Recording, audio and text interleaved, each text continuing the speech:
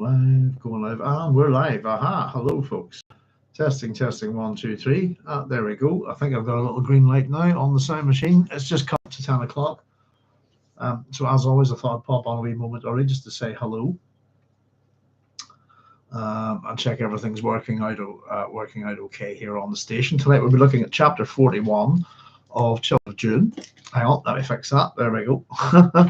We're meant to be doing 41 and 42 tonight, folks, but actually I had a bit of bother with my eyes this week on a trip to the opticians. I ended up getting my full eye test done, and I just couldn't manage with it. So I'm just going to attach chapter 42 to chapter 43. So the next one we'll do, because it's just a very short chapter of 2 pages or so.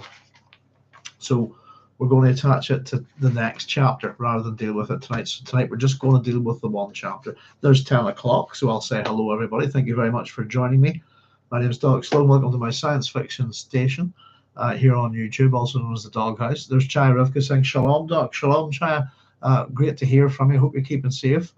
Been catching the news out in your part of the world. It's looking a bit crazy, so I'm glad to see you, and I hope you're doing well. Thank you very much, as always, for being here. Yes, indeed.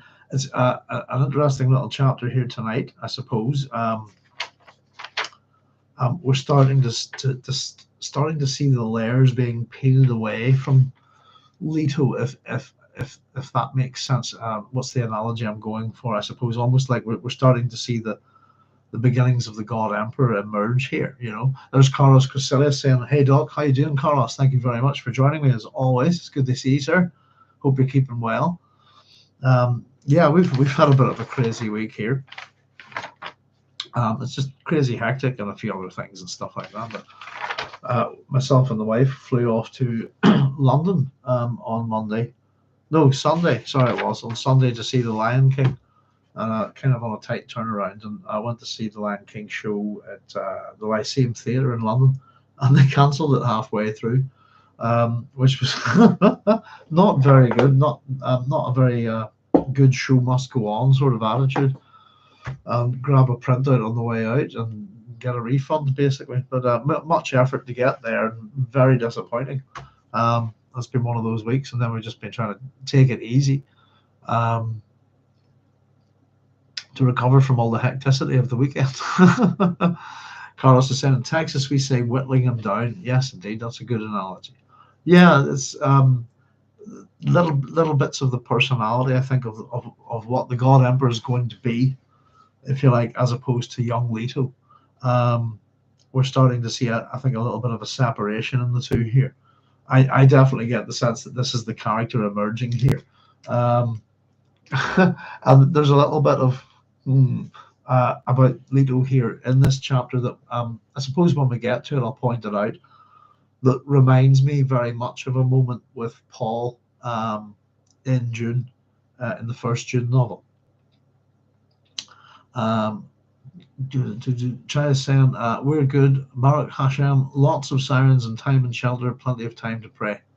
Well, keep safe, China. I hope, all I can say really is I hope it all ends soon and you can get on with your lives properly again, you know. But yeah, look after yourselves, thinking about you. You know, I try and stay away from the news and things like that, but sometimes it's inevitable. Have we knows? There's Cynthia saying, hi Doc, hi all. Hi Cynthia, thank you very much for joining us as always. It's good to see you, folks. Yeah, very good to see you here. It's a Thursday night. It's had a lovely day here. Though I don't know, my head is splitting. It's one of those. It's kind of been a really nice day. We've had lots of rain up until this point, and lots of overcast weather, and it feels just like it wants to thunder or something, you know. And you kind of, you know, when your head gets a wee bit like that with the weather, you kind of want it to. You know, it's one of the air pressure and that kind of thing. So, having a wee sip at me just there. Let's make a wee start. I don't know how quickly this one will go, to be honest with you tonight. It's another dialogue heavy. We've got we've been moving back and forth between these little these two triumvirates, if you want. We've got Farad'n, we've had Farad'n and pardon me. Where are we at? Sorry, Farad'n. We've had Farad'n, Lady Jessica, and Farad'n's bodyguard, if you like. Also a substitute with Duncan on Solus Secundus. And then we've had the little triumvirate of Alia, Ganima, and Irulan. And that's the one that I think we're going back and forward between. One's all male, one's all female. And there's some interesting sort of things about it. I suppose some similarities between the previous chapter and this chapter in relation to what I suppose how Irulan and Alia were trying to get. Irulan and Ganima were trying to get. Sorry, no, I'll do that again. Irulan and Alia, in relation to how they were trying to get Ganima to behave. We've got a kind of inversion of that here, in a sense, as much as there's the two men here looking for a certain kind of response from Leto. In a way, I think he's testing them as well, testing his limits, testing a few different things within this. There's Julian Thompson saying, "Hi Doc, hi everyone. Don't know how long I'll be on tonight. Flu. No worries, Julian. I hope you're feeling better. I'm feeling a bit bunged up myself, to be honest with you, but I'm one of those people that tends to not know when he's sick. But it's I don't think it's flu with me. I think it's just pollen and stuff. Just before I came on here, my eyes were so I had to get some eye drops in, and just, I don't know, everybody's out mowing their lawn at the same time and that kind of thing. But that's probably why I'm bugged up, but it could well be something else. But I hope you're feeling better soon, Julian. Yeah. Yeah, thank you very much. Good little crowd in tonight. It's good to see you all, folks. The world's being a bit silly, isn't it? We've got a couple of wee bits of silliness within this as well tonight. A couple of terms to look at. And we've talked about it before. I'll drop it now very quickly. We've talked about a term that's used in Children of Dune 3 times. This is the term Ragia. This chapter here tonight, chapter 41, is the third and final time that we'll hear that. So it's just little things that we've heard before are going to come back here. And there's nothing too much, I think. There's a couple of things just to have a wee natter about, but nothing too much to be explained. I was finding it tricky to give this one a bit of a title. I kind of went with mindwalk initially. But let's have a look at our epigraph and see how we can launch into this. Many forces sought control of the Atreides twins, and when the death of Leto was announced, this movement of plot and counterplot was amplified. Note the relative motivations. The sisterhood feared Alia, an adult abomination, but still wanted those genetic characteristics carried by the Atreides. The church hierarchy of Akwaf and Hajj saw only the power implicit in control of Muad'Dib's heir. Chom wanted a doorway to the wealth of Dune. Farad'n and his Sardaukar sought a return to glory for House Corrino. The Spacing Guild feared the equation Arrakis equals melange. Without the spice, they could not navigate. Jessica wished to repair what her disobedience to the Bene Gesserit had created. Few thought to ask the twins what their plans might be until it was too late. And this is from the Book of Krios. We've got 7 different groups within there, power groups, if you like. We've got the Sisterhood of the Bene Gesserit, we've got the Church, Muad'Dib's Church, we've got Chom, we've got the Guild, we've got House Corrino, Farad and the Sardaukar, we've got Jessica and her intentions, and then of course we've got the twins themselves and what they're up to. And of course nobody, it's very ominous, isn't that? I love that kind of little thing in a book, in a story, that kind of course, few people even considered what it would be until it was too late. A little bit of the War of the Worlds, that kind of thing. The idea that it's ominous, isn't it? And what's that mean?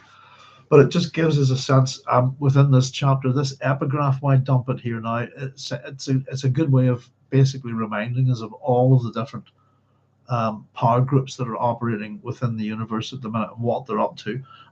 There's a couple that are notably missing from this list. For example, the obvious one would be the obvious ones would be X and especially the Tleilaxi. But they're not on the list. But that's just in terms of relevant to what's going on here. Here's the plotters basically and what they're after, or what their concerns are. Pardon me. There's Miles Tag 87. Cheers, Doc. Happy to see you healthy. Thank you very much, Miles. It's good to be healthy. Yeah, I don't know. Up until recently, I'd had a pretty unhealthy year, but I'm in good form. So thank you very much. Good to see you here. So that's from the Book of Krios. Let me get my book open actually before we go any further and get my paperweight on it. There we are. Now, Krios with a slightly different spelling, I'm guessing, with this one. I don't really have much of this. Is one of our titans from Greek mythology. Let's just pop on to Wikipedia here. Where are you? I'll look him up. Now, Krios the Titan would be, there's different spellings of his name actually, so I think we would get one that lines up. Krios, let's have a look.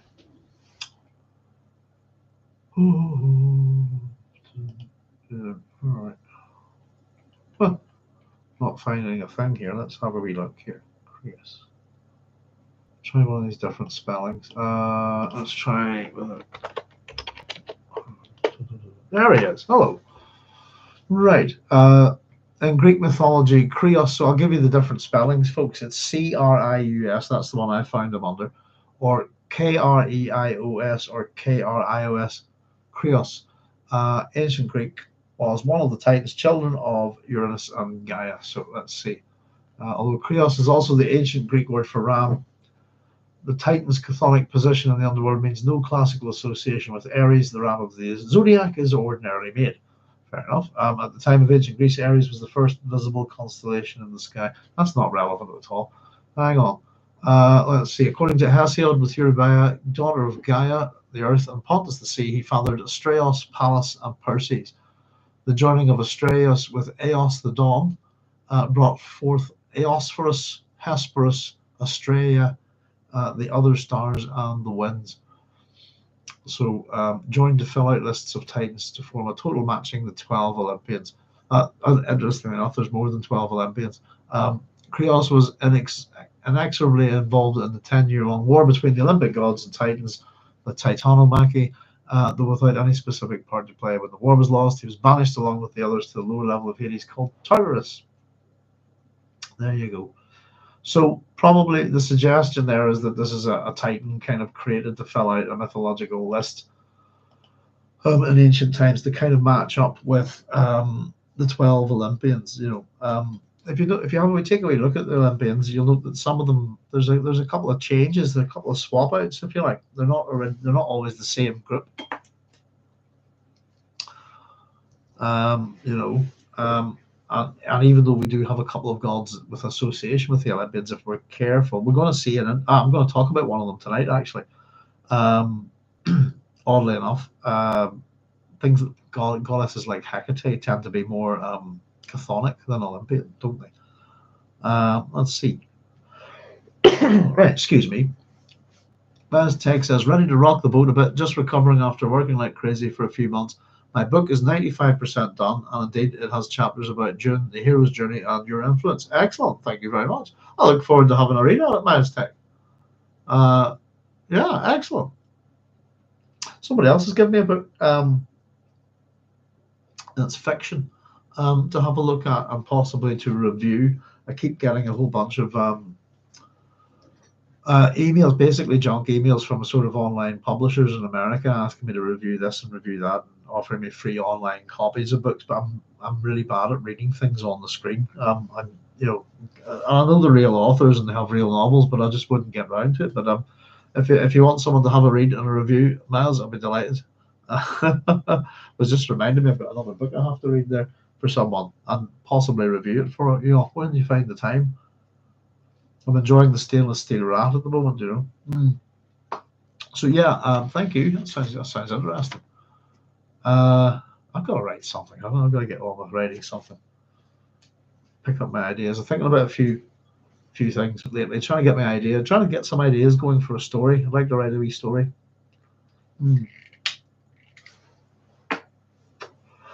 Right. So yeah, one of the Krios is one of these Titans. that's kind of created to match up the lists, if you like. There should be the Olympians having replaced the Titans, if you see what I mean. And then the Titans are sort of generally the offspring of primordial beings, you know. Some of the and in Greek mythology, the Titans are quite important. For those of you who know Frankenstein or the modern Prometheus, Prometheus is the Titan of real importance to mankind in Greek mythology, because he's the creator of man. So the gods aren't, mankind is not a creation of the Greek gods, of the Olympians. In Greek mythology, we're a creation of a Titan, one of them in particular, you know. Miles says, I'll be happy to throw you an early draft, but grab a hold of yourself because it's designed to blow minds and make you take a deeper look and ride into the abyss in a helpful manner. I'm always surfing in the abyss, Miles. it's to kind of go a bit dready on you. It's all the abyss. Is the way I would look at it. I'd love to have I'd be delighted to have a draft. Absolutely. The good thing is, once this week's over, I'm kind of getting medical appointments and stuff dealt with, and opticians and stuff, and I'm going to need some new glasses, and blood work and all of these things. But I'm trying to get everything done at once. But then I've actually got some free time from next week, so I'm looking to do stuff for the channel, a few programs, some audio work and stuff like that. But I'd also like to get a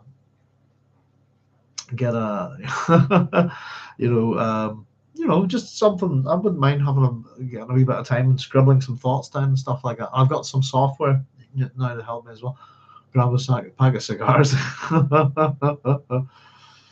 I'll go with a bag of blunts. How's that? That sounds very interesting. By the way, that's the way to sell your work, Miles. That sounds interesting. I look forward to seeing it. You know, excellent stuff. Look forward to it.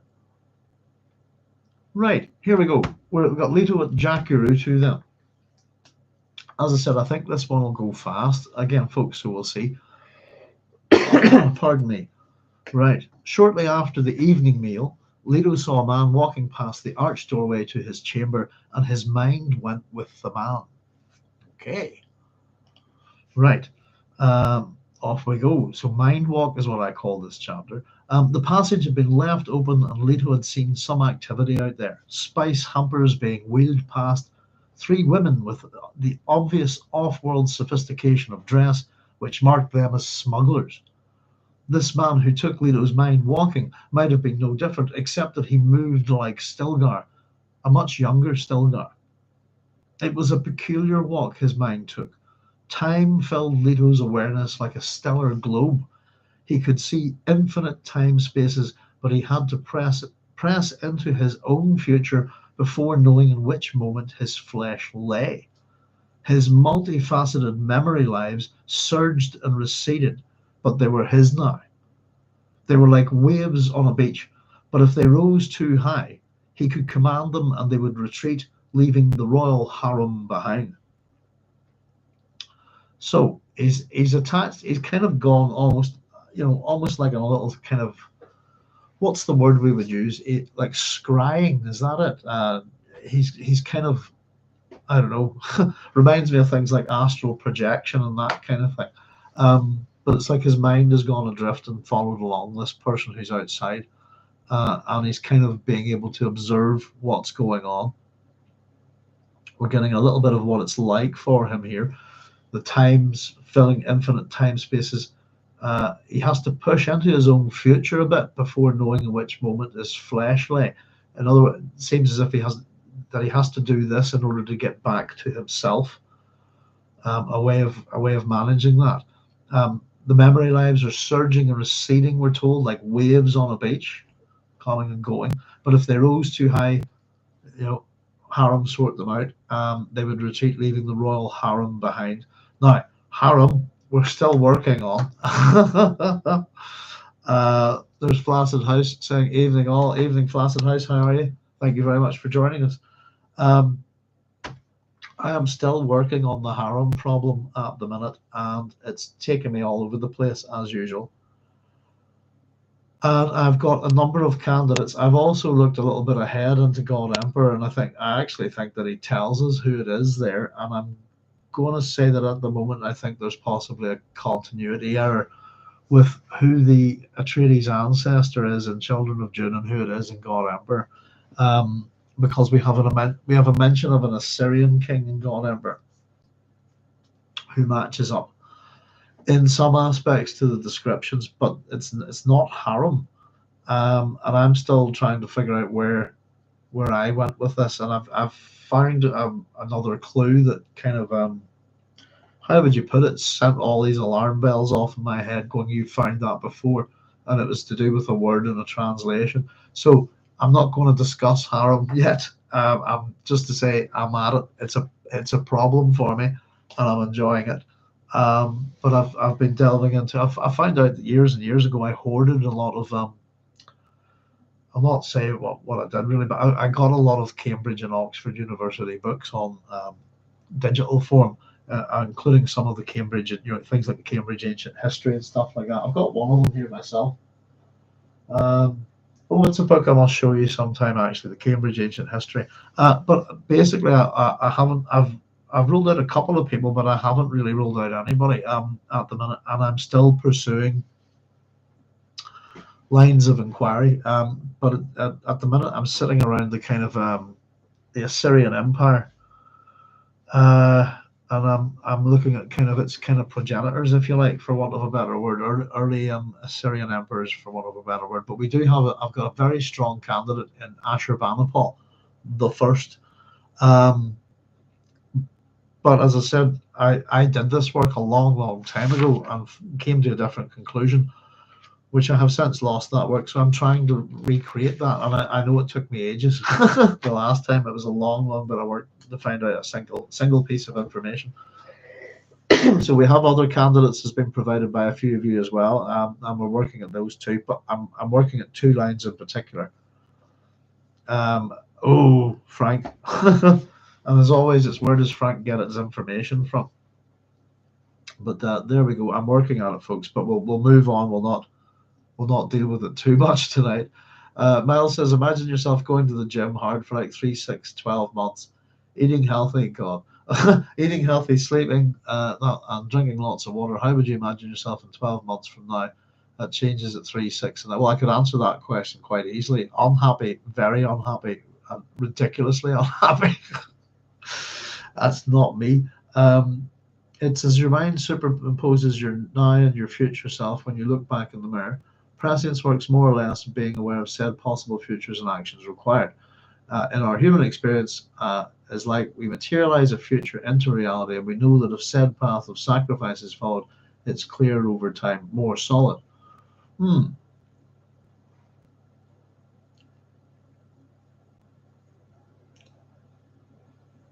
Yeah, I suppose that's the thing. You know that you can plan for the future. I've done it before. And then the now, suddenly the future becomes the now. Trying to say we foster desired probabilities, yes, but there are outcomes that we seek and that we can actually work towards. Yeah, it's interesting. Sometimes, in that sense, I actually kind of wait for things to happen.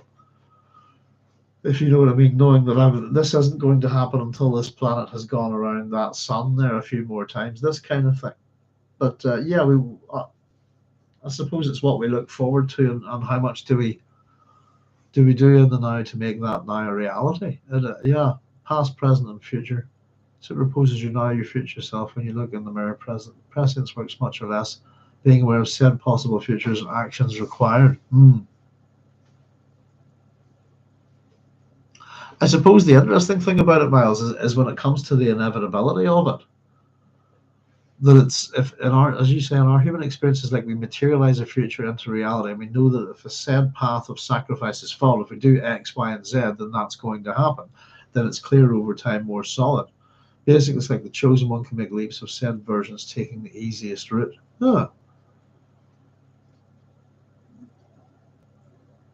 Yeah, it's interesting. The other thing though that always that gets with me with Paul is that the slight differences, and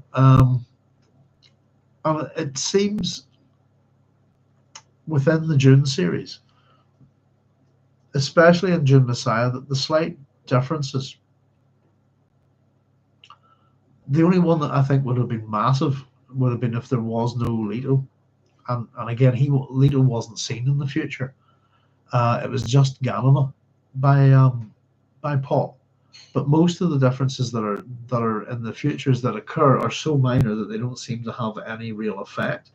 The only real difference that I think that will have a massive change is the fact that there's Leto instead of just Ganima, that there's twins. That Paul didn't foresee that, you know.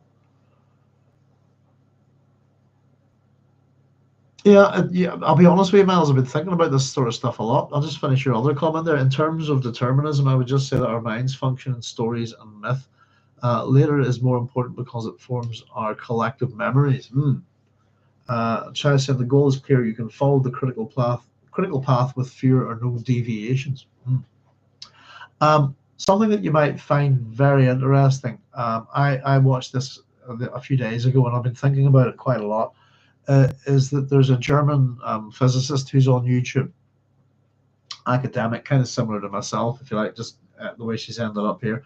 And her name is Sabine Hossenfelder. And she did a video the other day about determinism and free will from a physics point of view. And it's about 8 minutes long. It's her having a wee chat, basically, to the camera. She's walking along the forest. Only can I get a link for it here? Bear with me a wee second.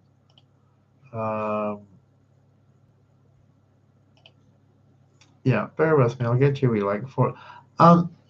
I find it fascinating. Let me see now. I don't want to. There we go. There it is.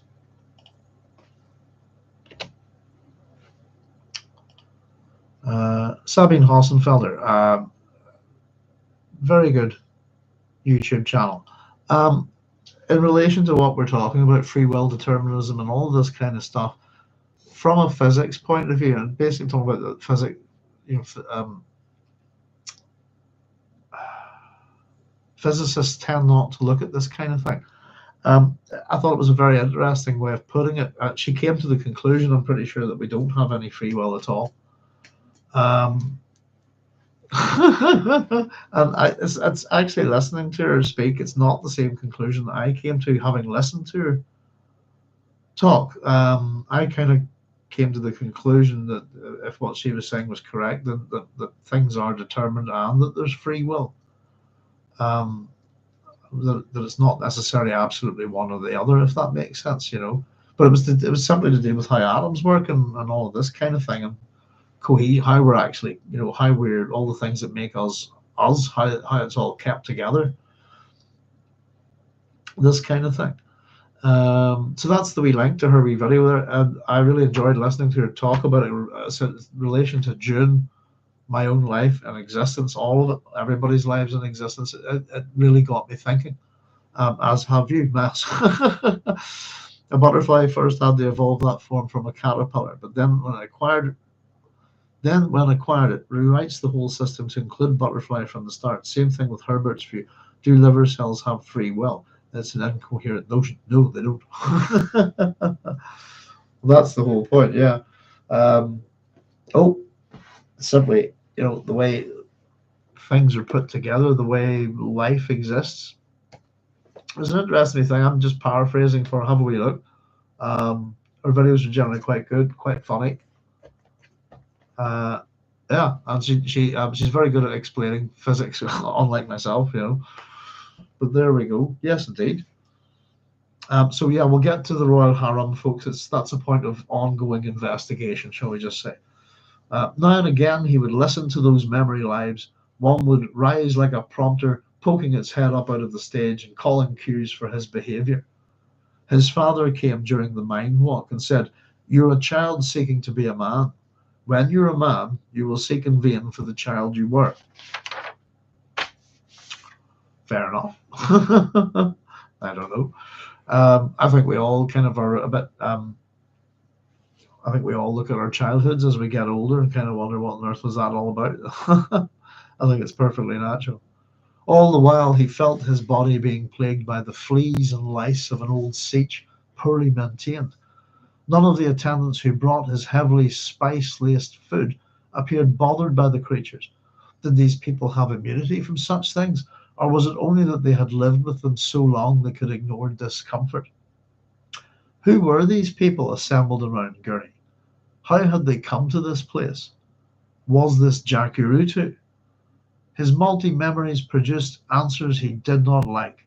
They were ugly people, and Gurney was the ugliest. Perfection floated here, though, dormant and waiting beneath an ugly surface.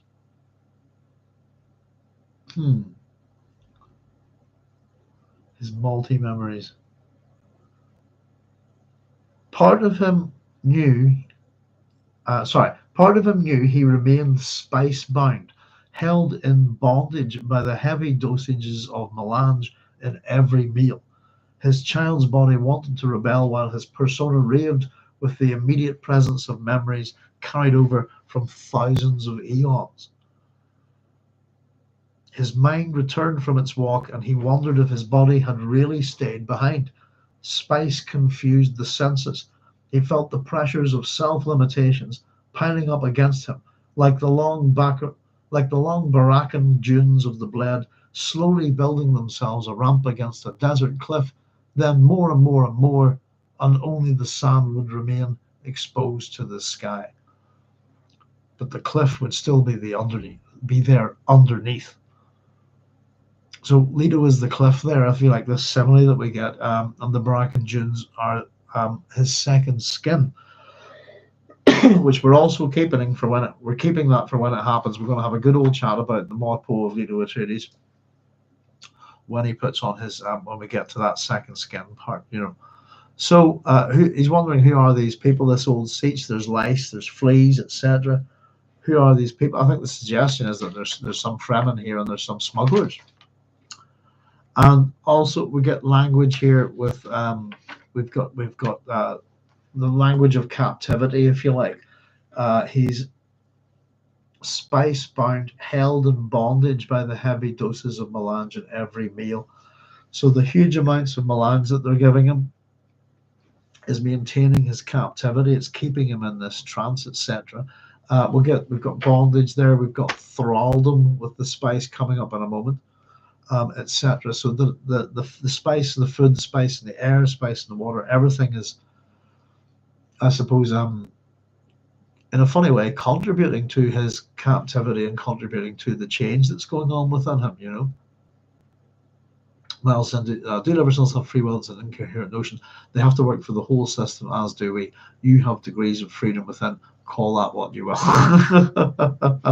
Yeah, I mean, who knows?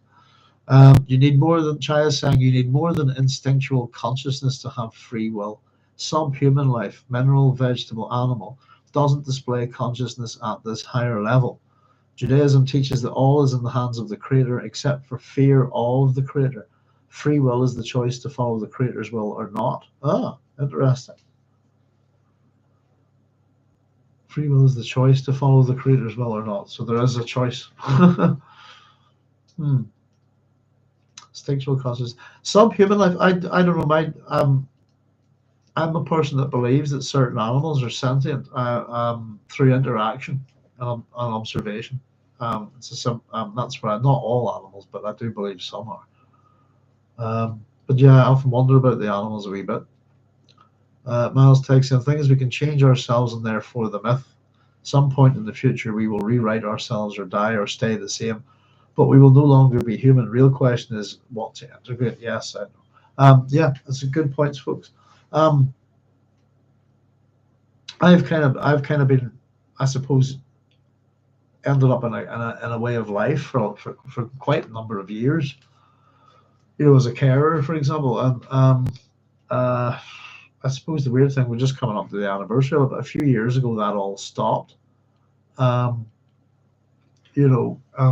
much as kind of it almost used to define me in many ways, and I ceased to be that thing. And I keep looking back, thinking about how I've been this thing, and what am I now, and what do I become, and what do I do? This kind of thing. What's the change? And as Miles said, the thing is we can change ourselves, and therefore the myth. And understanding that my life had been X, Y, and Z, but I suppose ultimately because of a choice I made. And I always felt that I'll be honest with you, I always felt that I had very little choice. I always felt that there was obligation there, if that made sense. But that I didn't have a choice, but I did to do all those things. And then I hit a part of my life now, I think, where I'm supposed to be taking it easy about that. And I've got to figure out what to do with myself. And I realize that I'm doing new things like this, and that I'm no longer a carer or a lecturer or any of these things that I used to be. It seems I'm a tutor and a YouTuber these days, and a dog walker, and just someone who prefers to. I don't really like it. I prefer to be just myself. I think that's interesting. But we can change ourselves. I don't know. It's not necessarily that part of it that kind of makes me think about it. It's you ever be at the right place at the right time, and if it wasn't you, it'll be much worse. That kind of thing. That sometimes gets me thinking, But ultimately, the great thing about the universe is no matter what we say, nobody really had. This is my great question of the Douglas Adams thing, is that nobody knows what the hell's going on, And I'm still waiting to hear someone give me a coherent answer as to what is going on. How you should live your life. That's not really that important to me. Sometimes I just think, figure it out as you go, really. But what's going on would be nice to know. And if you knew how much would it change you? I suppose, if you did know what the hell was going on in the universe, would you act differently? Would you waste your time getting up every morning chasing little bits of metal, and paper money and stuff, that kind of thing? It's interesting to think about.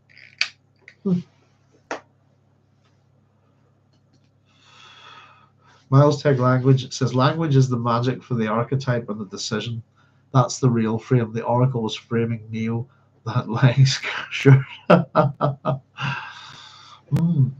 Be interesting to have a look at the Matrix series sometime from a sci-fi point of view. Yeah, the media of the catalyzer. Sorry, that's okay. Hang on.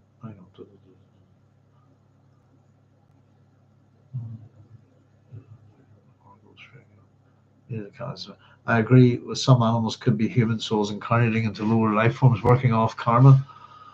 I don't know. Nice preview of the book, isn't it? This shirt is level 0. Kaboom. It's going to be an uncomfortable ride, but a pleasant one.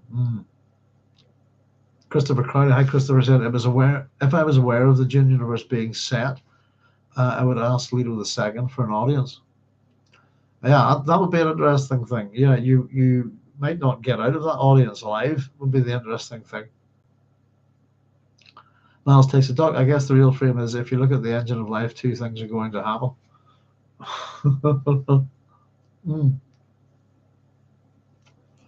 Yeah, and I would almost argue you don't really notice either of them, do you? Chai said, sounds interesting. Miles Tag 87. Congrats on completing it. Well done. I hope it's the start of a great path forward for you. Yes, indeed. You either become a force of good voluntarily or you go bad and crazy both at the same time. This book is for those who dare. Thanks. Miles Tag said, thanks, fam. Yes, indeed. I don't know. I went a different route. I used to try and consider myself a good person.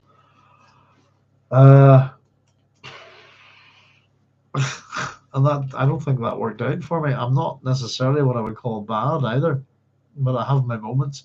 But I tend to be, in all honesty, appraisal of myself as an individual, as I've been at the Greek philosophy for a while. The unexamined life is not worth living. I'm quite a solitary creature who's very chaotic. And I don't go down the good or evil route with me. I'm generally best left alone and not poked, if you know what I mean. But when poked, I tend to be extremely chaotic. I don't have I don't have a respect for law and order because I don't look at them the same as being good, or good and justice. What's right is not the same as law and order, if you see what I mean. So written words don't impress me in terms of morality and things. But I don't know. I think my morality sometimes, as I think as my wife's pointed out to me, I think is very highly evolved, but it's also probably quite individual, as probably most of our personal morals. But you either become a force for good voluntarily, or you go bad and crazy both at the same time. This book is for those who dare. I like that, Miles. I think, but was it? I would say I just try not to interact, as that's my. I don't like to bother people too much, but that's me being good. If you see what I mean, by me not bothering the planet, I'm doing you all a favor. That's the way I like to look at it, So bad is those who deny their shadow. Oh, I don't deny it. Good, those who integrate it for the better. It's fully integrated. But there's another route. Good and bad are moving targets in life. You need moral absolutes, immovable boundaries. I don't know. See, morals can be, there can be problems with them. There's always possibly something you didn't think of. Isn't it? The data, the Mentats problem, isn't it? To steal an apple is immoral, says the law. But if you're starving, is it immoral to steal to survive? It's that kind of thing. Christopher Christ is not that I like the latter books not written by Frank, but why did any Atreides tolerate the Tyraxi to exist in the Empire? Sorry about spelling mistakes. It's a good question, Christopher, because it's a question that you could ask about a number of groups here. I've pointed out that the Bene Gesserit are seemingly terrified of people finding out, pardon me, that they can keep their main appearance young, and that they do their best to hide this. And this is the problem with Alia here, isn't it? That they seem it's in this book pretty much that if that's what the case, all hell would kick off. And to be honest with you, I think that if the fact that the use of voice, I think, would have seen the Bene Gesserit wiped out long before this. I don't think people would have tolerated it, and it's too many people know about it. I think the first time you see it used, it's of note. I guess this is one absolute I will indulge myself in having.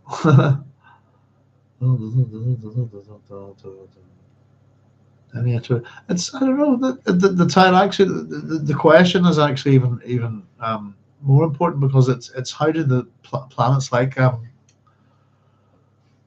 do the Tyraxi, how do they get away with the prescriptions of the Butlerian Jihad? It's the same with it's a question that's suggested that there are fringe worlds, whereas nobody else tolerates that kind of thing elsewhere.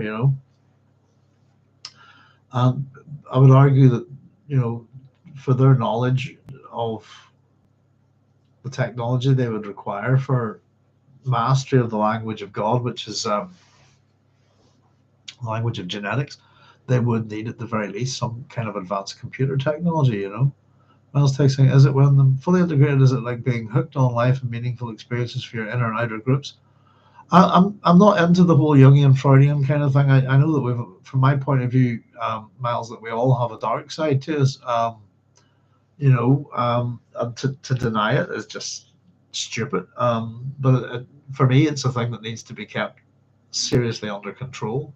It depends on how good your imagination is, I think, to a degree, But if I was a person who was out there seeking revenge all the time, this kind of thing, or just decided to go out and mess with people, I would be far too creative about it, destructive. But I don't like that kind of thing. At the same time, it's I've always thought that I'm either kind of basically engaged in creation or destruction, and I'm much happier being creative, if you see what I mean, than wrecking and ruining. Flexibility and compassion can be included in any system. True justice can't be one size fits all. I agree. Yeah, things, absolutes need tempered, don't they? That's the problem with absolutes. One size doesn't fit all. You know, I'm a person that almost always, whatever it is you're talking about, it pretty much won't fit me. You know. Mel says, "I'm not denying you." The main point. Oh, sorry, I've not read your book, Mel. I don't know. I got that you were. I was just running. I thought that there was some kind of, what would you call it, Jungian ideas there. That's all I was getting that, the shadow and stuff. Um, um, Not the, you know what, your book sounds interesting. That's just, I was talking about me. It's kind of what I do, Miles. By the way, don't take it's no matter what. Whenever we look at things like this, it may be a way I teach and stuff as well. But it's kind of and trying to understand either what we're reading here, what you guys are saying. I automatically try to relate it to myself and process it that way. So it's just the thing. The main point of the book is that while I do give clear answers, my interest is to leave you full of questions. Indeed, they are fun. Tenderness and love are evolutionary tools too. Excellent. No, I look forward to reading it. Yeah, it's just me putting myself in the shoes, if you see what I mean. I was just kind of more like to, as I said, people are this or that. I like to go. I often wonder, can I fit into this category? And I'm often, it's a bit like, I don't know. The answer is really, really quickly no. Indeed, they are found. Tenderness and love evolutionary tools too. Yes, they are. They are. Oh, they are the worst, even worse than the Ixians. It's the Tylax. Even the Mel said even the Egyptians had a concept of the shadow and looked for the shoot through June's eyes.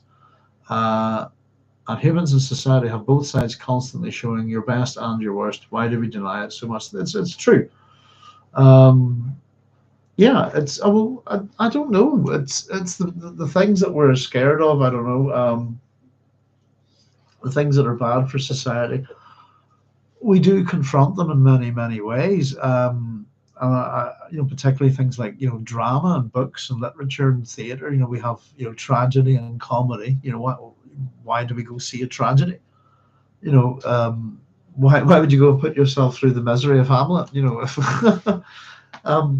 and I always think it's interesting that Orwell got it right. It's do it to them, isn't it? As long as it's being done to someone else, you can experience these negative things and kind of deal with the negative emotions, that catharsis, all of that kind of stuff.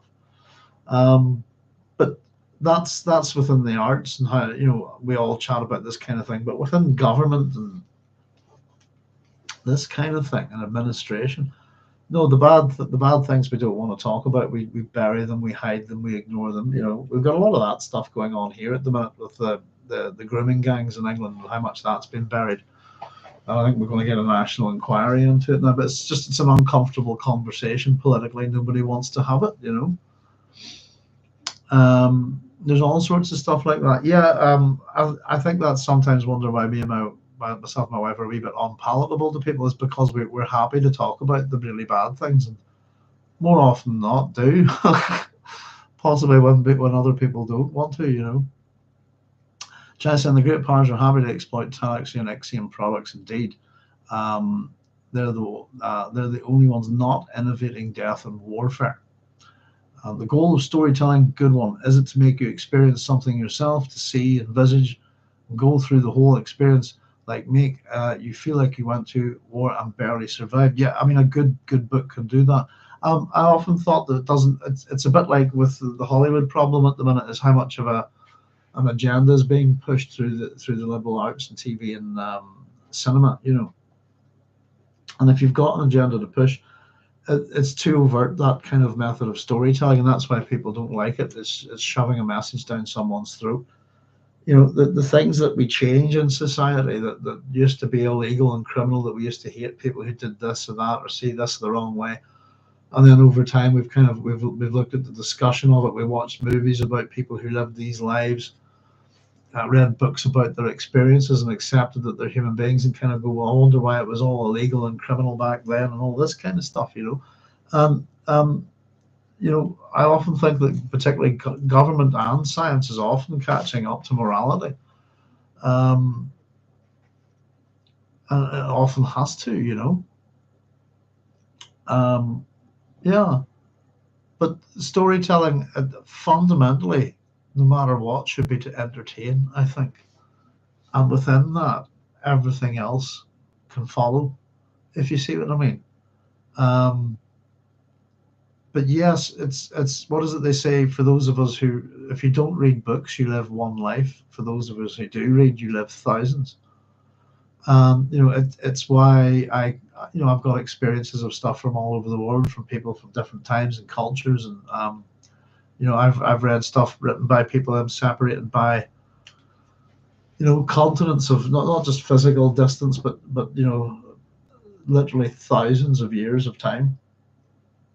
And I can understand their work, even though they grew up in a culture that's not the same as mine, spoke different languages than me. That the advantages of somebody in our era is incredible. But yeah, literature, whatever its form, has not necessarily certain it has a responsibility to anything, but it does these things really well. But I think things like poetry having a responsibility to the truth, I think. But fiction doesn't necessarily have that per se, But that's just one branch.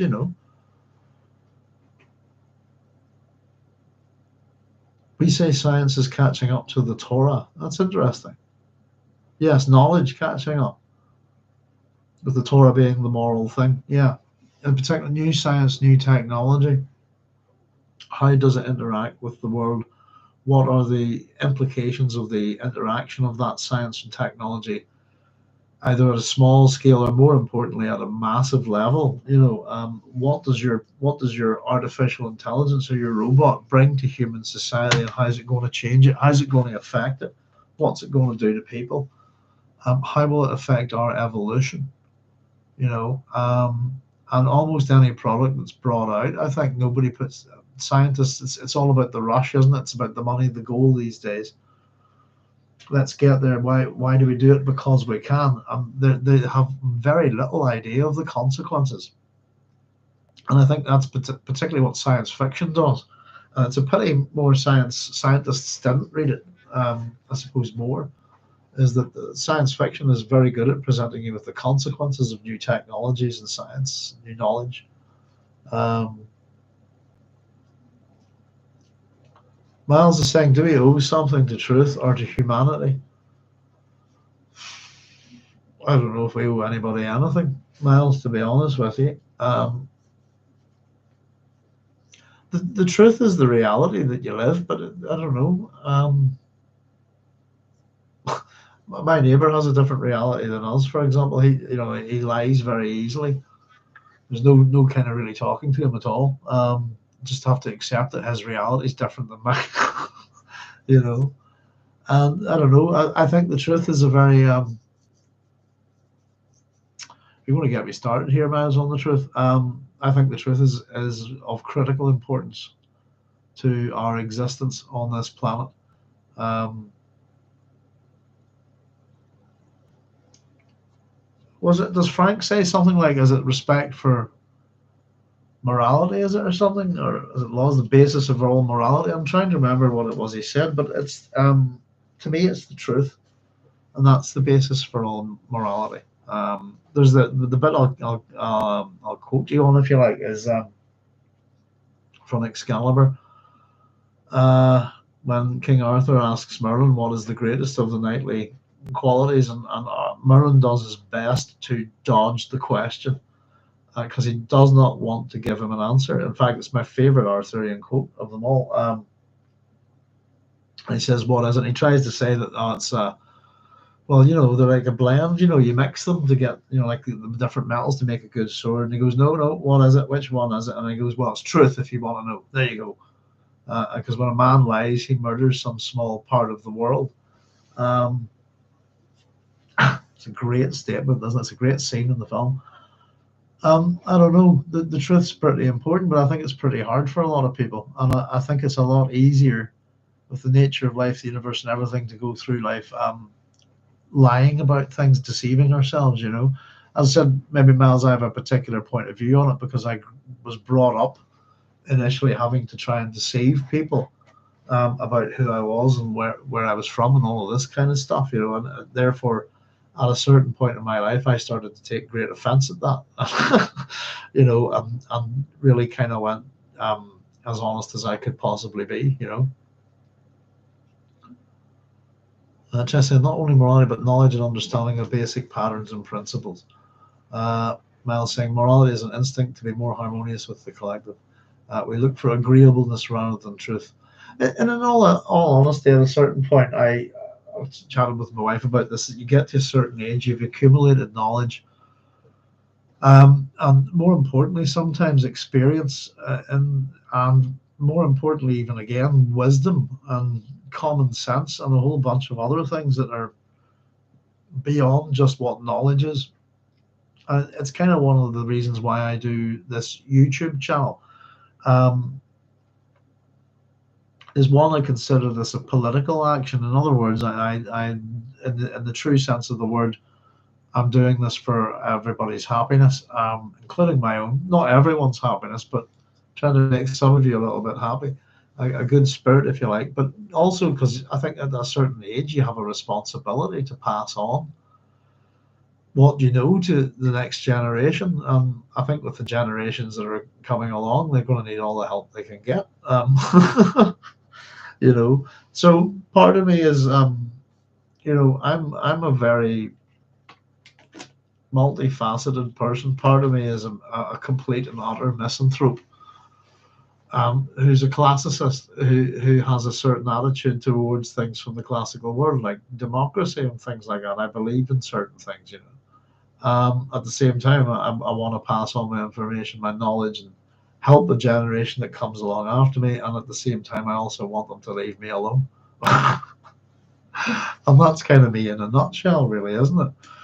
Um, I don't know. That's what I suppose. I know why we're chatting about this. We're going to have a wee natter about it. We'll move on in a wee second, folks. But it's about the nature of humanity and life and stuff. And we've got a few points in this. Some absolutes that some of us might agree with, some of us don't. But yeah, it's Julian saying. Oh, my father once told me that respect for the truth comes close to being the basis for all morality. Something cannot emerge from nothing, he said. This is profound thinking. If you understand unstable, the truth can be irrelevant. That's from June. Thank you very much, Julian. Told me that respect for the truth comes close to being the basis for all morality. Yeah, it's a good point, I think. And I would also add. Well, I think that was it. Really, that's what I was trying to remember, Julian. Thank you very much. Respect for the truth, and I would add, and life. There we go. Respect for the truth and life, and that's a basis for morality, I think.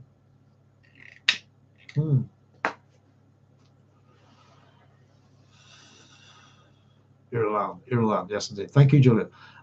Mel said it's like when choosing partner, is it the most beautiful in the world, really? Am I the best or fittest man around? Should I answer, it's to work together better?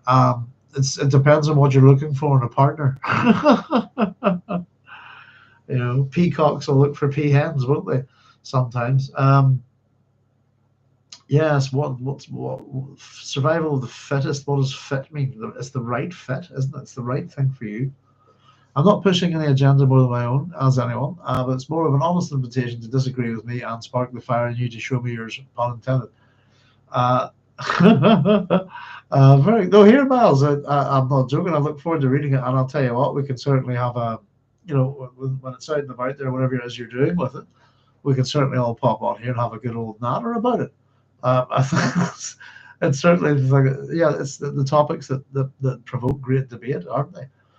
Evidence. What is evidence except those things you're allowed to perceive? That's what law tries to control. Carefully managed reality. Rebella, I think, says Julian. Thank you, Julian.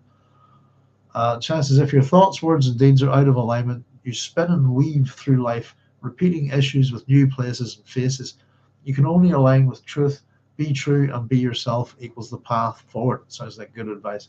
Miles said, I'm going to shut up and let you continue. Miles, don't be worried about that. I just go with it, read the comments, get on. It's just a very natural, organic thing. So chat away. I just kind of balance so I don't get too snowed under with the comments and move on. But we're going to hit a lot of these things that you're talking about. It's very interesting, And as I said, if anybody wants to check out Sabine Hossenfelder's little 8-minute chat about looking at it, from a physicist's point of view, almost like a quantum thing. It was very interesting. I didn't agree with her, by the way. I'm not too sure what to think about it, I suppose.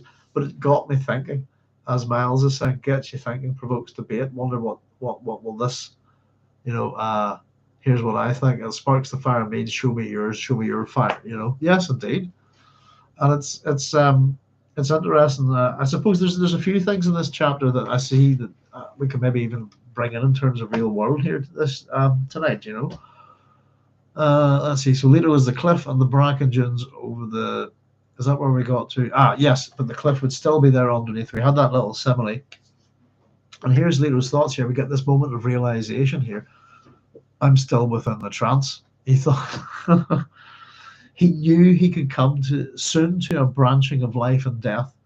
His captors kept sending him back into the spice thraldom, unsatisfied with his responses at every turn. Always treacherous, Namri waited there with his knife. Leto knew countless pasts and futures, but he had yet to learn what would satisfy Namri or Gurney Halleck. They wanted something outside of the visions. The life and death branching lured Leto. His life, he knew, would have to possess some inner meaning which carried it above the vision's circumstances. Thinking of this demand, he felt that his inner awareness was his true being and his outer existence was the trance. This terrified him. He did not want to go back to the siege with its fleas, its Namri, its Gurney Halleck. I'm a coward, he thought. But a coward, even a coward, might die bravely with nothing but a gesture. Where was that gesture which could make him whole once more? How could he awaken from trance and vision into the universe which Gurney demanded? Without that turning, with an awakening from aimless visions, he knew he could die in a prison of his own choosing. In this, he had at last come to cooperate with his captors. Somewhere he had to find wisdom, an inner balance which could reflect upon the universe and return to him an image of calm strength. Only then might he I'll read that again. Only then might he seek his golden path and survive the skin which was not his own. Not just to seek the golden path, but to survive the skin which was not his own. Getting more and more intriguing, isn't it? There's some kind of gesture that Gurney and Namri need to see from him for them not to kill him. And it has to kind of prove to them that whatever it is, that it's part of who Leto is as himself, if that makes sense, not a part of the multitude, not a part of the visions or the other memory, something that's at its very core him, I think. And again, we're getting the build up towards the second skin. The second skin of Leto. I'm looking forward to reading that wee article. Actually, that'll be a good night for a natter on that stuff. I think we can do that legally as well. Okay, reading an academic article on the subject and having a wee natter at it. Someone was playing the balisette out there in the siege. Leto felt that his body probably heard the music in the present. He sensed the cot beneath his back. He could hear music. It was Gurney at the balisette. No other fingers could quite compare with his mastery of that most difficult instrument. He played an old Fremen song, one called a hadith, because of its internal narrative and the voice which invoked those patterns required for survival on Arrakis. The song told the story of human occupations within a siege. Pardon me. Leto felt the music move him through a marvelous ancient cavern. He saw women trampling spice residue for fuel, curding the spice for fermentation, forming spice fabrics. Melange was everywhere in the siege. So there we go. We got a whole bunch more of uses for melange, different aspects of it there. We've got fuel, looks like booze and clothes. Now, we have the Fremen song that we're told is called a hadith. Hadith is is probably one of the more sort of commonly known things about Islam, I suppose. The record of the sayings, etc., of the Prophet Muhammad. It's from the Arabic word for a report or an account or tradition, and is the major source of guidance for Muslims outside of the Quran. So there we go. But this is, I suppose, transition down through the thousands and thousands of years here to now be a type of Fremen song that has this name because of its internal narrative and the voice which invoked those patterns required for survival on Arrakis. It's interesting. Pardon me. Now, those moments came when Leto could not distinguish between the music and the people of the cavern vision.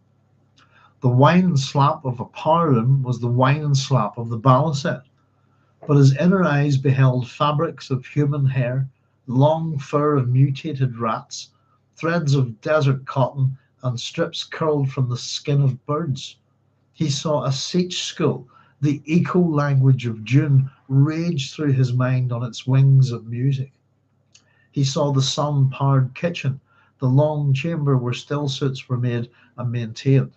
He saw weather forecasters reading the sticks they'd brought in from the sand.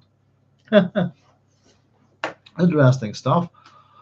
A bit more about Seach life here. We've got making fabrics from human hair, the fur of mutated rats, threads of desert cotton, strips of skin of birds. All sorts of things. Using everything, isn't it? You would expect that of a culture like this. The eco-language of Dune raged through his mind. The sun-powered kitchen. I saw a sun-powered oven the other day on YouTube and thought that was quite clever. Thought a lot about an outside, just sort of like a wee barbecue thing. There we go.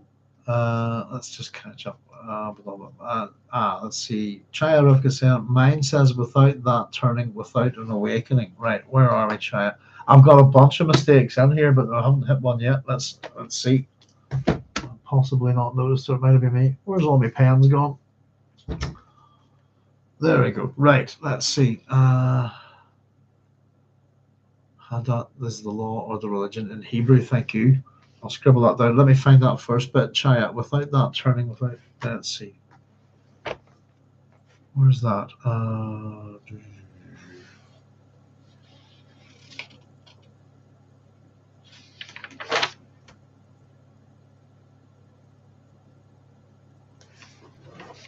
Right, bear with me. Just trying to find that here in the text here.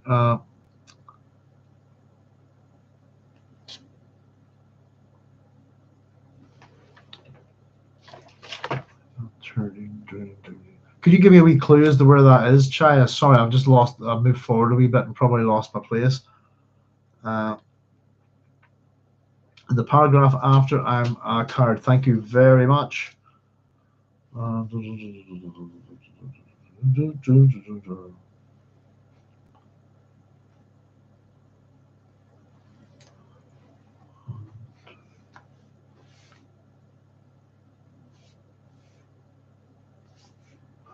Hang on, right, something's up here. Bear with us a wee second, folks.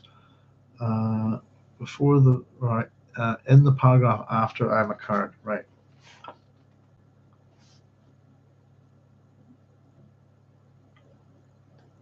There it is. Got it. Right. Hang on.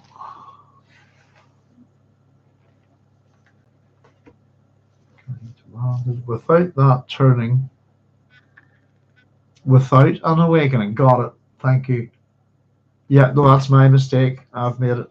Thank you very much. Without an awakening. Yeah. That was me that did that. Oops.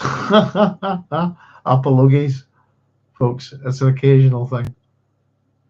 I do have occasional bother with some of Frank's language.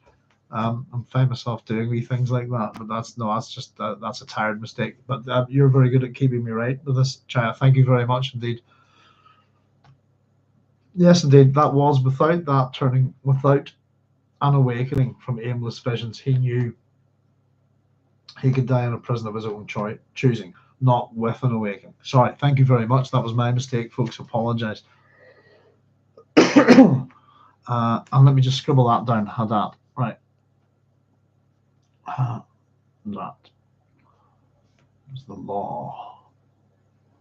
That'll be interesting. So if yeah, I wonder, do you know, has 2000 AD ever made it out to Israel? I'm kind of curious, because it would Judge Dredd, he would be. I was just thinking, is the law or the religion?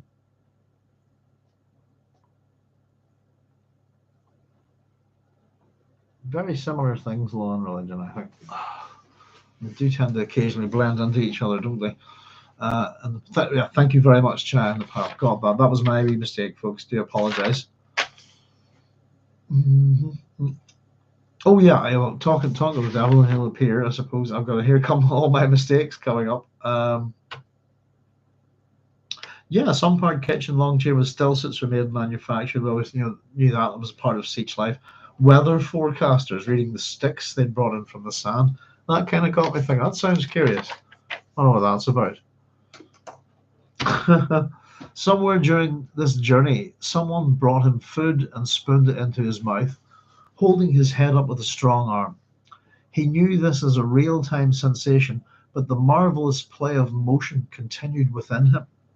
As though it came in the next instant after the spice-laden food, he saw the hurtling of a sandstorm.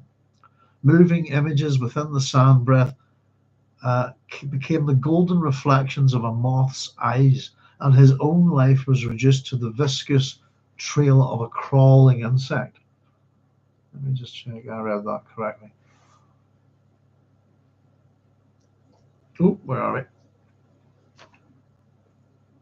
Hurtling with moving images with the sand breath became the golden reflections of a moth's eyes. Yes, it was right that time. Here we go. I've got a few mistakes here now, heading them, folks. I'll read you. So I've got words from the Panoplia Prophetiva, is what I've got here. It should be, of course, words from the Panoplia Prophetica raved through him. It is said that there is nothing firm, nothing balanced, nothing durable in all the universe, that nothing remains in its state, that each day, sometime each hour, brings change. I wrote next, that will duh, I suppose. Nothing firm, nothing balanced, nothing durable in all the universe. Nothing remains in its state, that each day, sometime each hour, brings change. I don't know, there are things in balance, but you get the gist of it. Everything's in flux, everything changes all the time. And we get Leto's thoughts here. The old mission now. Sorry, I've got another mistake here. I've got the old mission area protection. Knew what they were doing. Again, this one, it should be the old mission area protectiva. I think, isn't it? It was the Panoplia Prophetica and the mission area protectiva. That's it. I need to call it that bit in. There we are. Yeah, I've got mission area protection in my copy. Mission area protectiva knew what they were doing. He thought they knew about terrible purposes. They knew how to manipulate people and religions. Even my father didn't escape them, not in the end. And there the clue he had been seeking. I call this bit the clue. Leto studied it. He felt strength flowing back into his flesh. His entire multifaceted being turned over and looked out upon the universe. He sat up and found himself alone in the gloomy cell with only the light from the other passage, with only the light from the other passage where the man had walked past and taken his mind an eon ago. Good fortune to us all, he called in the traditional Fremen way. And we get enter Gurney here. Gurney Halleck appeared in the arched doorway, his head a black silhouette against the light from the outer passage. Bring light, Leto said. You wish to be tested further? Leto laughed. No, it's my turn to test you. We shall see. Halleck turned away, returning in a moment with a bright blue glow globe in his crook of his left elbow.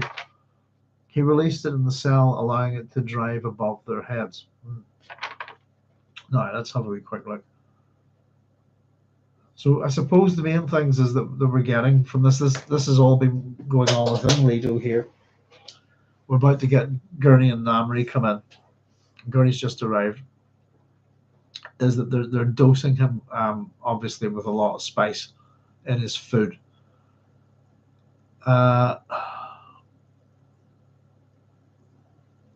We get this little moving images within the sand breath became the golden reflections of a moth's eyes, and his own life was reduced to the viscous trail of a crawling insect.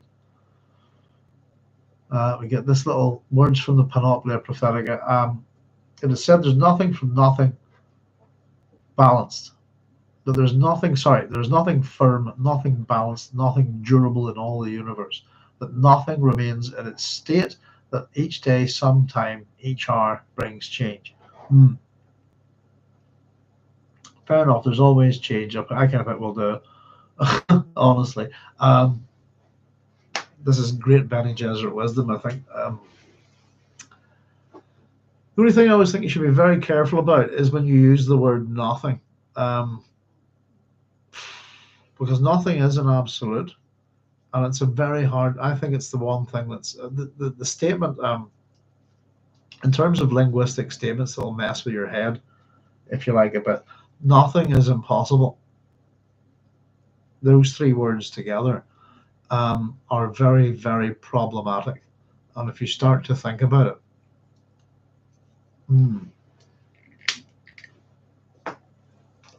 people tend to take it, I can do anything. It's not what the statement said. Nothing is impossible. The idea of nothingness, and it's a very true nothing, is I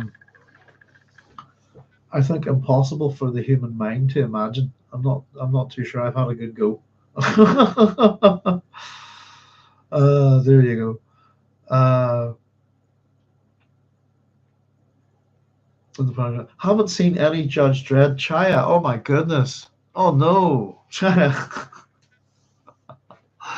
Prophetica and Protectiva. Yes, thank you very much. Allowing it to drive above their heads. First blue globe. I was about to mention that, by the way. I can remember. Yes, indeed. Took the trouble of doing a wee draw. It is indeed the first time we've got a different coloured globe. Yeah. I think it's been mentioned before that the color can be adjusted, but that's the first time we've seen one of this color. And again, I suppose there is some things to do with the color blue, the water of life, this kind of thing. But yeah, it's an interesting. Wonder why they did that now. Yeah. I'll try. If you haven't seen any Judge Dredd, I don't know. 2000 AD would be the comic book that Judge Dredd appears in. It's very, very funny. If you like a very good science fiction, is a dystopian Judge. But the world. There's a good Carl Urban film. If you haven't seen it, watch it. It's a very good. The recent Dredd film is a pretty good version of Dredd. There's a Sylvester Stallone one which is truly atrocious, awful in every way. But yeah, I think you would like. Judge Dredd. Is a great philosopher. Is our Judge Dredd. Oh, my son. I don't know if you've seen it behind me, by the way. We had to mention Judge Dredd. Where are we? I'll get out the way there. My son was up at QCon in Belfast there at the weekend. So we've a couple of these conventions here in Northern Ireland now. QCon's kind of, cosplay, but I think it's a lot of the trading card games, more of a gaming convention, I think. My son brought me this back from QCon. I think it's been made by a local artist. It's a Dredd badge. It's carved on wood and painted. Let me just show you. As a Father's Day present. And I thought, there you go, that's fantastic. Isn't that lovely? And there you go. You can see someone's. It's a what you call low relief. But there you go. So that's one of our little science fiction-y things. That was going on. He enjoys going to that every year.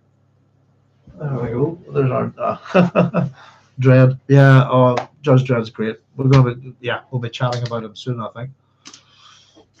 Because we'll be starting to do our little So we've got some new things coming our way, as well as the book club. We're going to be trying to get our A to Z of science fiction started.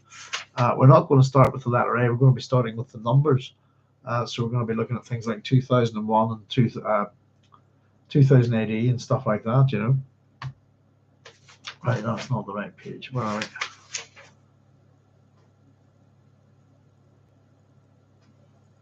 we?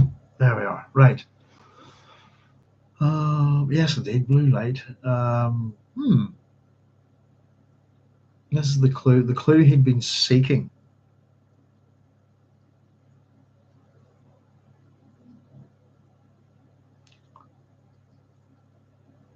Trying to figure out I know how to manipulate people's religions. Even my father didn't escape them, not in the end. There lay the clue he'd been seeking. Leto studied it. He felt strength flowing back into his flesh. I think it is it cooperate, isn't it? I think is kind of where he's going. So, right. Anyway, here we go. Good fortune to his all. In comes Gurney. We shall see. It's my turn to test you. Right. So, in we get with the blue glow globe. Then Leto says, "Where's Namri?" Leto asked. "Just outside where I can call him." "Ah, old Father Eternity always waits patiently," Leto said. He felt curiously released, poised on the edge of discovery. "You called Namri by the name reserved for Shai Hulud?" Halleck asked. "His knife's a worm's tooth," Leto said. "Thus he's old Father Eternity." Halleck smiled grimly but remained silent. This is part of that riddle game, I think, isn't it? "You still wait to pass judgment on me," Leto said, "and there's no way to exchange information, I'll admit, without making judgment. You can't ask the universe to be exact, though." I'm going to enter Namri here. I've just written here, no. I think it's entirely possible to exchange information without judgment. In fact, I ran the scenario in my head. It's very simple to do. You know, a rustling sound behind Halleck alerted Leto to Namri's approach. He stopped half a pace to Halleck's left. "Ah, the left hand of the damned," Leto said. "It's not wise to joke about the infinite and the absolute," Namri growled. He glanced sideways at Halleck. I actually think, there you go, that would be the better title for this chapter, wouldn't it? I'm going to scribble this down at the front. The infinite and the absolute. That's not a bad one. Let's go with that. And the absolute, because we have both of these things discussed within this chapter. Rustling sound, I always like that one. It's the old jokes, if you know them. What do you call an Irishman in the bush? Russell. Dude, that's going back, isn't it? What do you call an Irishman with a shovel in his hand? That'll be Doug. What do you call an Irishman without a shovel in his hand? That's Douglas. Sorry.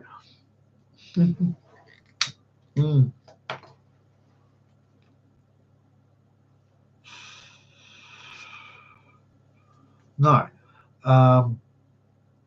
it's not wise to joke about the infinite and the absolute, Namri growled. He glanced sideways at Halleck. "Are you God, Namri, that you invoke absolutes?" Leto asked. But he kept his attention on Halleck. Judgment would come from there. Now, I've written next to this, see note number 28, because Leto just did this. You will still put, you wait to put, there's no way to exchange information, I'll admit, without making judgment. That's an absolute. And you can't ask the universe to be. So the first one there. So, are you God, Namri, that you invoke absolutes? Leto's already done this. But he kept, I think it's interesting, but he kept his attention on Halleck. Judgment would come from there. So it's Halleck that will judge him, but Namri's his executioner, if you like. Both men merely stared at him without answering. Every judgment teeters on the brink of error, Leto explained. To claim absolute knowledge is to become monstrous. Knowledge is an unending adventure at the edge of uncertainty. What word game is this you play? Halleck demanded. Let him speak, Namri said. Now, I was just chatting a wee bit earlier about that there were some similarities to this in the previous chapter. I got the kind of gist that Irulan is kind of left out of the conversation a bit, if you see what I mean, in the previous chapter, to the point where she actually wants to know what's going on with you two, and that she's not part of the loop. Up to the point where basically she tries to use voice on Ganima rather stupidly to get an answer. In this sense, I think Gurney's a little bit similar, just the similarities, the way that the chapters are mapped out, the three male characters, the three female characters. He's a bit like Irulan here. He doesn't quite know exactly what's going on. He's not a Fremen, and I think he's not in on this game. He knows it's a game, but what game is this that you play? Let him speak. Let's see, to claim absolute knowledge is to become monstrous? Possibly. Knowledge is an unending adventure at the edge of uncertainty. Sure, why not? Every judgment teeters on the brink of error. Yep, that's fine. Pretty much. It's the game Namri initiated with me, Leto said, and saw the old Fremen's head nod agreement. He certainly recognized the riddle game. Our senses always have at least two levels, Leto said. So here we go again. Trivia and message, Namri said. Excellent, Leto said. You gave me trivia, I gave you message. I see, I hear, I detect odors, I touch, I feel changes in temperature, taste. I sense the passage of time. I may take emotive samples. Ah, I'm happy. You see, Gurney, Namri, there's no mystery about a human life. It's not a problem to be solved, but a reality to be experienced. Right, I've got things to say about that. The response here, though, from Namri is, you try our patience, lad. Namri said, is this the place where you wish to die? But Halleck put out a restraining hand. Now, if we back up a little bit to Leto's own thoughts and back to that little kind of thought process about being a coward, we're told in it that he knew he could die in a prison of his own choosing. In this, he had at last come to cooperate with his captors. So what the way out of this is cooperation. That he could die here in a prison of his own making, his own choosing, is simply depends on how much of a smart arse he wants to be towards these two men.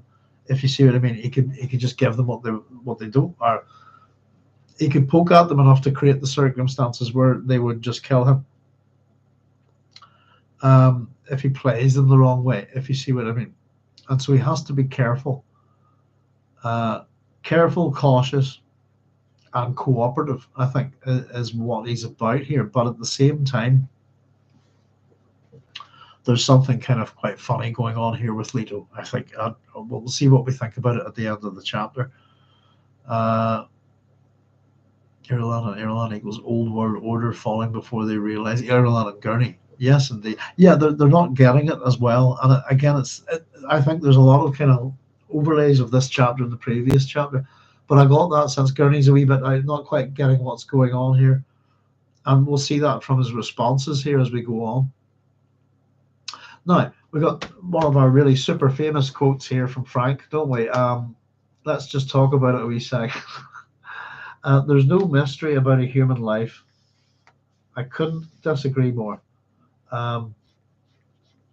Every human life is a mystery as far as I'm concerned. There is no mystery about a human life. Nonsense. We're all mysterious.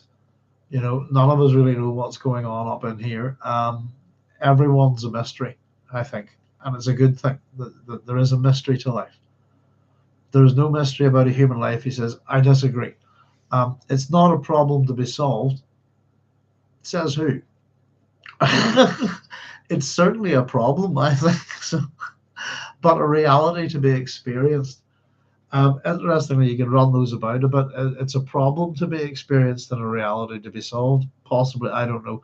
It depends on how you look at it and what your philosophy is. But I would absolutely disagree with Leto's expression here that there's no mystery about a human life. I think, depends on how much you think about it, but we're all equally mysterious, I think, to each other.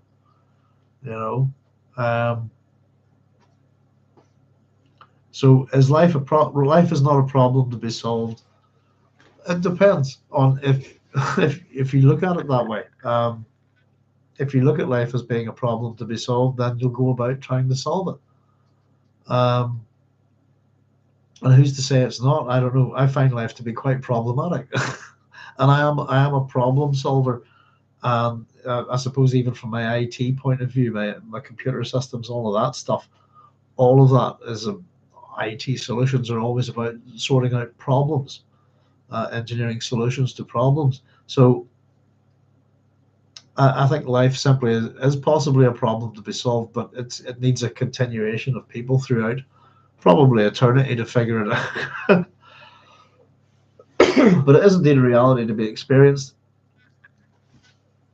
It's a philosophical thing. I don't know if you agree with me or if you agree with Leto or Frank here, but this is one of his most quoted. There's no mystery about a human life. It's not a problem to be solved, but a reality to be experienced. Who is it? It doesn't. I can't remember the number. Is it Danica 19? Is it? I can't remember what number it is. I think it's Danica 19. The girl that does the the lady that does the Dune videos in America. God, I'm so bunged up right now. She did a wee song, didn't she, with the lyrics from Dune. This particular bit, it's not a problem to be solved, but a reality to be experienced. It was it's quite groovy. I remember that coming out a wee while back. Namri's response here is, "You try our patience, lad," Namri said. "Is this the place where you wish to die?" I don't know. My wee notes next to this, by the way, we're still a mystery, still a problem. Oh, there was one other thing, by the way, was that, how would I put it? When we write certain characters a certain way, limitations of the author can appear in the book, if you understand me. I would go to this place a lot with the ancient books. The limitations of the knowledge of the author are apparent within them, especially religious texts. Here we have the limitations of the author as Frank Herbert, I think, from this passage here. Trivia and message. Excellent. You give me trivia, I give you message. Well, I give you that Frank Herbert doesn't know who trivia is. And I also give you that Leto should know who trivia is and would probably comment on it. So for those who don't know, trivia is a goddess, a Roman goddess. Here's a little bit of trivia for you. I'm sure I've told you this before. Trivia is the Roman goddess of probably my favorite one of them all. Sorcery, hounds, and crossroads. It's cognate with the Greek Hecate.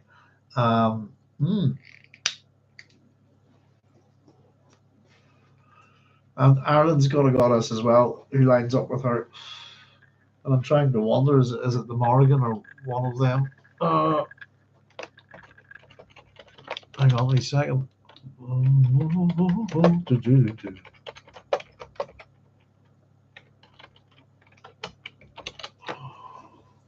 It is the Morrigan. Now, I'm sure you all probably heard how I got my pooch Holly. But we were on holiday up at where would it have been? We're up at holiday. What's the place that makes Balik? Went and took a tour of the Balik pottery factory. And they have a little hound on the thing. But actually, where we found our dog, we brought her home. We're a wee bit aware of things like this, but in Irish myth and stuff, as we found our dog at a crossroads. Starved to death pretty much, and we brought her home. But the whole discussion about finding dogs at crossroads, etc., and what it meant mythologically speaking, especially in this country, was that there was no way in hell we were leaving that dog back. And we're not superstitious people, but it's an example of a myth. Pardon me. tempering or changing my actions. And the dog that we found at that crossroads is our Holly. You know, in fact, that's her not long after we found her, and she was ridiculously skinny. There you go, that's our girl. Dogs at crossroads and stuff like that. So trivia, that's who trivia is. That's a great little bit of trivia, isn't it? That trivia is a Roman goddess of sorcery, hounds, and crossroads. Hecate is the goddess of sorcery, hounds, and crossroads. The Morrigan, amongst other things, is also the goddess of sorcery, hounds, and crossroads. And you should pay attention to things like that. But that's why we have Holly, and that's why she's called Holly as well, Holly Holiday. Interesting little thing. But I just thought I'd mention it. I thought that Leto here, just this was in relation to trivia, especially a lot of other terms here, I thought it would have kind of triggered him in some way. As maybe just putting a bit more into it. But that's who trivia was, if you like.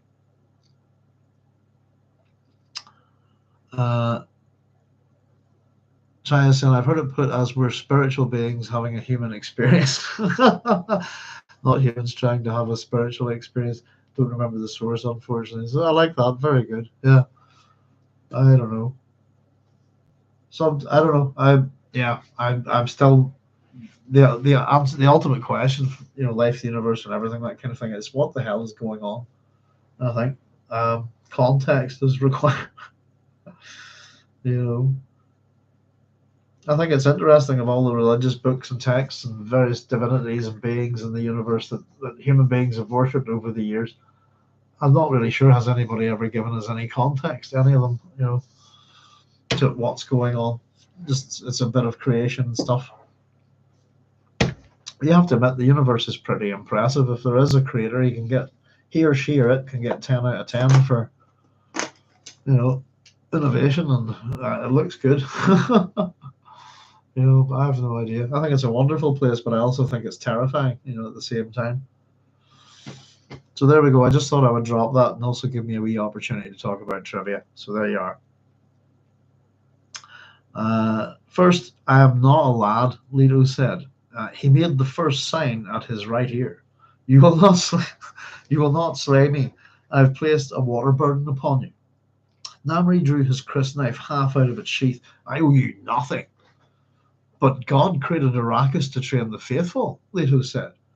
I've not only showed you my faith, I've made you conscious of your own existence. Life requires dispute. You've been made to know, by me, that your reality differs from all others. Thus, you know you're alive. Irreverence is a dangerous game to play with me, Namri said. He held his crysknife half drawn. Irreverence is a most necessary ingredient of religion, Leto said, not to speak of its importance in philosophy. Irreverence is the only way left to us for testing our universe. It's an interesting little statement, isn't it? I would agree with it in some points, but I would also say that irreverence to religion has gotten a lot of people killed over the years. Religions have not been very tolerant of irreverence over the years. Irreverence in philosophy, certainly. I can think of many examples. Not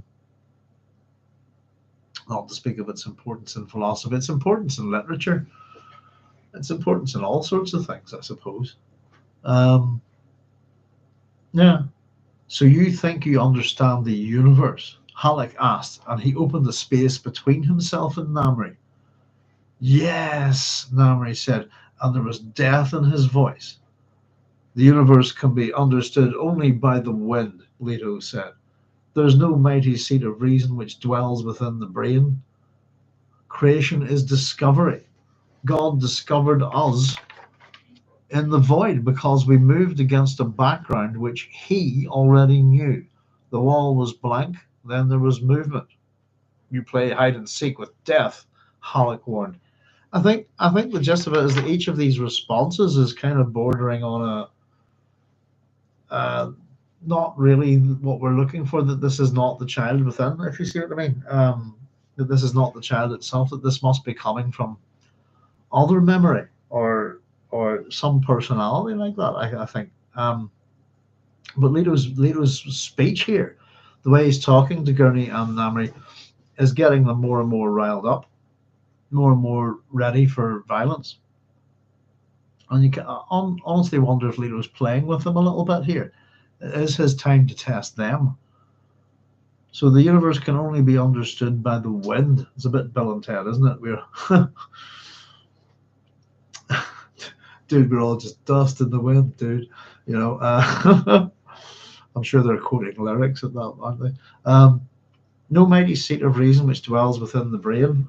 Okay, fair enough. Maybe I think there's a reasonable bit of reason that sits in the brain, but I don't think that's in relation to creation. Is discovery. God with a capital G discovered us in the void because we moved against a background which he already knew. The wall was blank, then there was movement. So it makes the idea of God, I suppose, first of all, God is male here. And the suggestion that you get with this is that God is not your creator.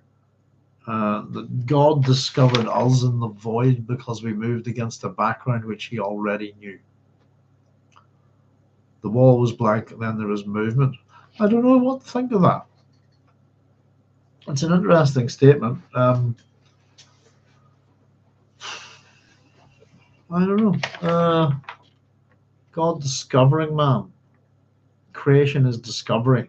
Then I suppose we could say God discovered us, God created us in the void. Then I suppose that would make sense that way, wouldn't it? So I had to think about that a wee second. You play hide and seek with death, Halleck warned. Again, children's games, hide and seek. But you're both my friends, Leto said. He faced Namri. When you offer a candidate as friend of your siege, do you not slay a hawk and an eagle as the offering? And is this not the response? God send each man at his end such hawks, such eagles, and such friends. Namri's hand slid from his knife. The blade slipped back into its sheath. He stared wide-eyed at Leto. Each siege kept its friendship ritual secret, yet here was a selected part of the rite. Halleck, though, asked, is this place your end? And again, because he's not kind of in on it, are you wanting us to kill you? Is that what's going on? I know what you need to hear from me, Gurney, Leto said, watching the play of hope and suspicion across the ugly face. And again, it's the weird thing about this is that with Gurney, is that you can get the sense that he really, really does not want to have to be involved in killing this child. It's a thing that, as I said, that's why Namri's here. I don't think Gurney could actually do it himself, but it's pretty unpalatable, isn't it? Even for a man like him. I know what you need to hear from me, Gurney, Leto said, watching the play of hope and suspicion across the ugly face. Leto touched his own breast. This child was never a child. My father lives within me, but he is not me. You loved him, and he was a gallant human whose affairs beat upon high shores. His intent was to close down the cycle of wars, but he reckoned without the movement of infinity as expressed by life. That's Raja. Namri knows its movement can be seen by any mortal. Beware paths which narrow future possibilities. Such paths divert you from infinity into lethal traps. Pardon me. That's so there's hope. Is this you wanted me to kill you? Basically, is what we're getting from Halleck here all the time. But there's hope. He hopes that we can get away from this. He hopes that it will resolve itself properly. At the same time, he's suspicious of Leto. Oh, excuse me, pardon me. Folks not sleeping the best at the moment. Right, let's see. Now, we just heard that's Raja. We've had Raja twice before within the book. We've had a wee bit of a natter about it. Is the movement of infinity as expressed by life. The definition here in this page is the same as it is previously in the book. We hear this. Let me see. I'll just bring this up a wee second. Where are we? Children of Dune. There we go. Doo-ba-doo-ba-doo. Go away. Right. There we are. 3 times in the book.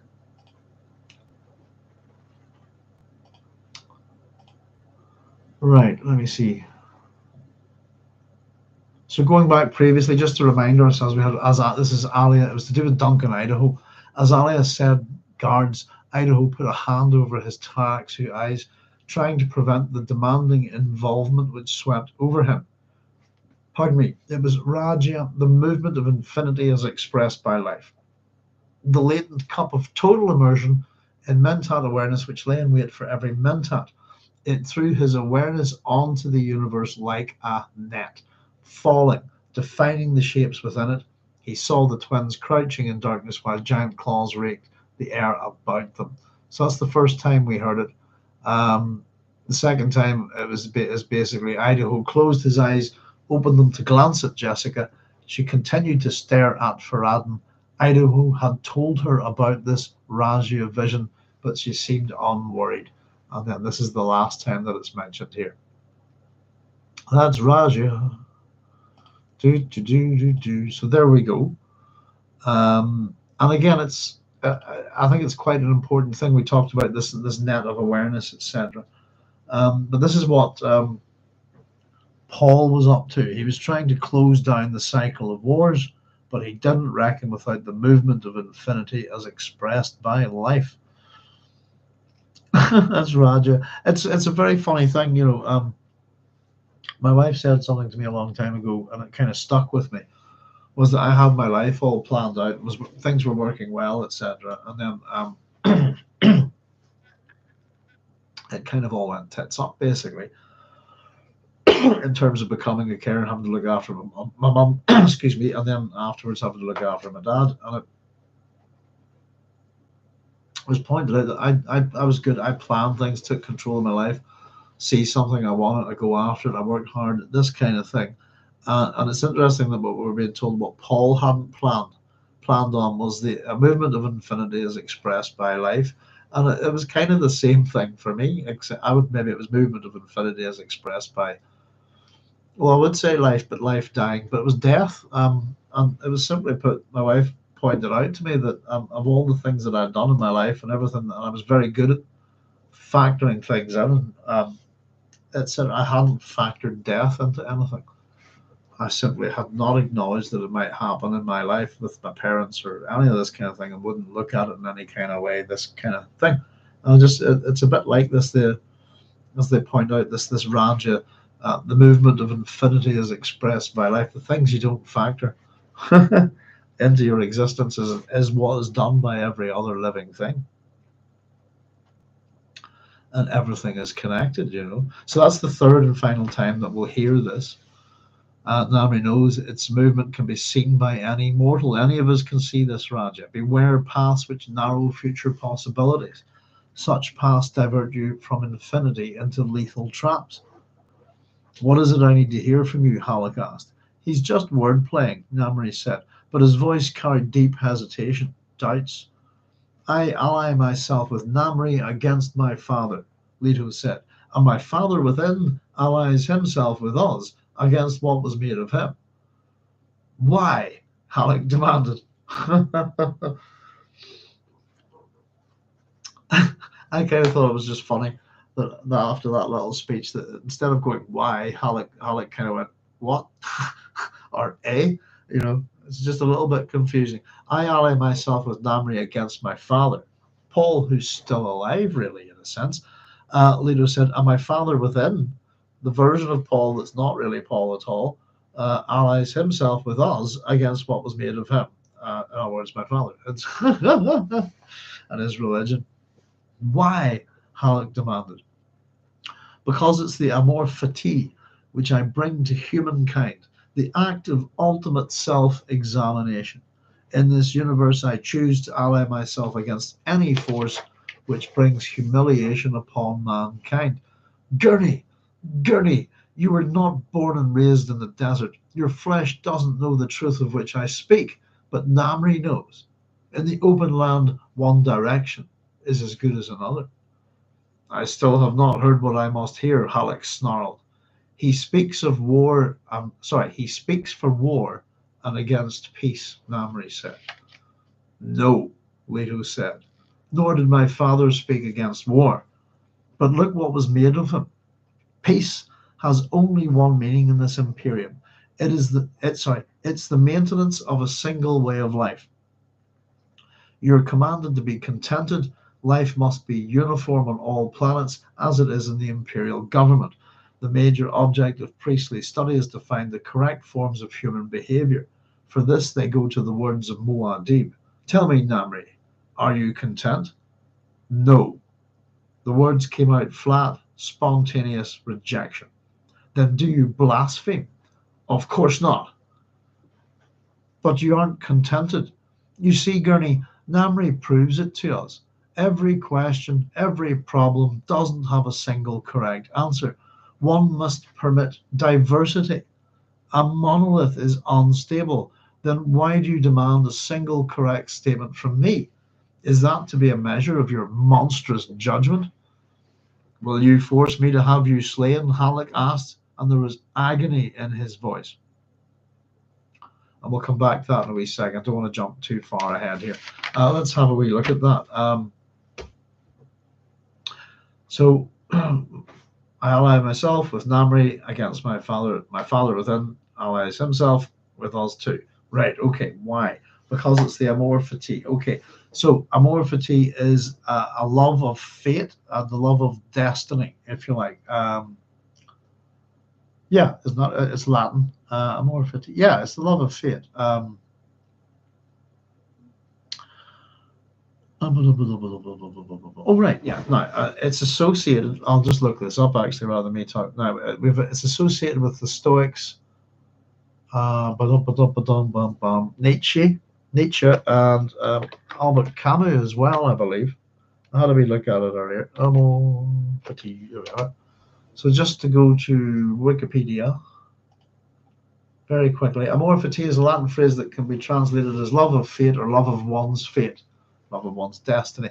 It is used to describe an attitude in which one sees everything that happens in one's life, including suffering and loss, as good or, at the very least, necessary. Amor fati is often associated with what Friedrich Nietzsche called eternal recurrence, the idea that everything recurs infinitely over an infinite period of time. For this, he developed a desire to be willing to live exactly the same life over and over for all eternity, long for nothing more fervently than this ultimate eternal confirmation and seal. Let's see, it says the concept of amor fati has been linked to Epictetus, is also linked to the writings of Marcus Aurelius, who did not use those words because he wrote in Greek, not Latin. However, found its most explicit expression in Nietzsche, who made love of fate central to his philosophy. In Why I'm So Clever, Ecce Homo, that's Behold the Man, section 10, he writes, pardon me, my formula for greatness in a human being is amor fati, that one wants nothing to be different, not forward, not backward, not in all eternity, not merely bear what is necessary, still less conceal it. All idealism is mendacity in the face of what is necessary, but love it. There we go. Says RJ, if you want to read away about that stuff there, suffering, Camus. This was a wee bit interesting, I thought, by the way. The French philosopher Albert Camus, in his 1942 essay on the myth of Sisyphus, explores ideas similar to those of Nietzsche. According to Camus' philosophy of absurdism, the human condition is analogous to the curse of Sisyphus, who in ancient Greek mythology was condemned to eternally repeat the task of pushing a boulder up a hill only to watch it roll back down again. Like Nietzsche, Camus concludes that happiness is only possible when the essential meaninglessness of one's existence is not only acknowledged but positively affirmed. In Return to Tipaza, Camus writes, what else can I desire than to exclude nothing and to learn how to braid with white thread and black thread a single cord stretched to the breaking point? There we go. There's a little bit on amor fati there. I think that's kind of interesting there, but Camus chatting about the myth of Sisyphus there. For any of you who are Philip K. Dick fans, in particular Blade Runner fans, in particular, Do Androids Dream of Electric Sheep? The thing that's removed from the story of Blade Runner, Do Androids Dream of Electric Sheep, it doesn't appear in the film at all, is that there's a religion in the world of the Blade Runners in the Los Angeles, and it's called Mercerism. And essentially what it is it's like a virtual reality phone booth, if you like, that you pop in, you plug yourself in, and then you go and you appear like Sisyphus at the bottom of this huge kind of quarry hill. And the objective is to try and get up to the top, and the rocks come down. And no matter how far you get up, you always get a crack in the head or something by a boulder, and you fall all the way down only to try and get up again. And at a certain point, you come out of the booth. If you've got hit by a rock in the simulation, then you get a real cut. And you got a real injury when you come out of the booth. It's called Mercerism. It's obviously based on the myth of Sisyphus, but it's very, very much what Camus was talking about there. And in fact, it's to do with it's how all the human beings in Do Androids Dream of Electric Sheep deal with their collective psychological guilt for having killed all the animals on the earth. That's the booth. So just going one from amor fatigue. So they go in and actively embrace what they've done and suffer for it, if you see what I mean. There's if anybody's not read Do Androids Dream of Electric Sheep, there's a lot more to the electric sheep bit of the title than you might think. But it just reminded me on that there when I was reading it.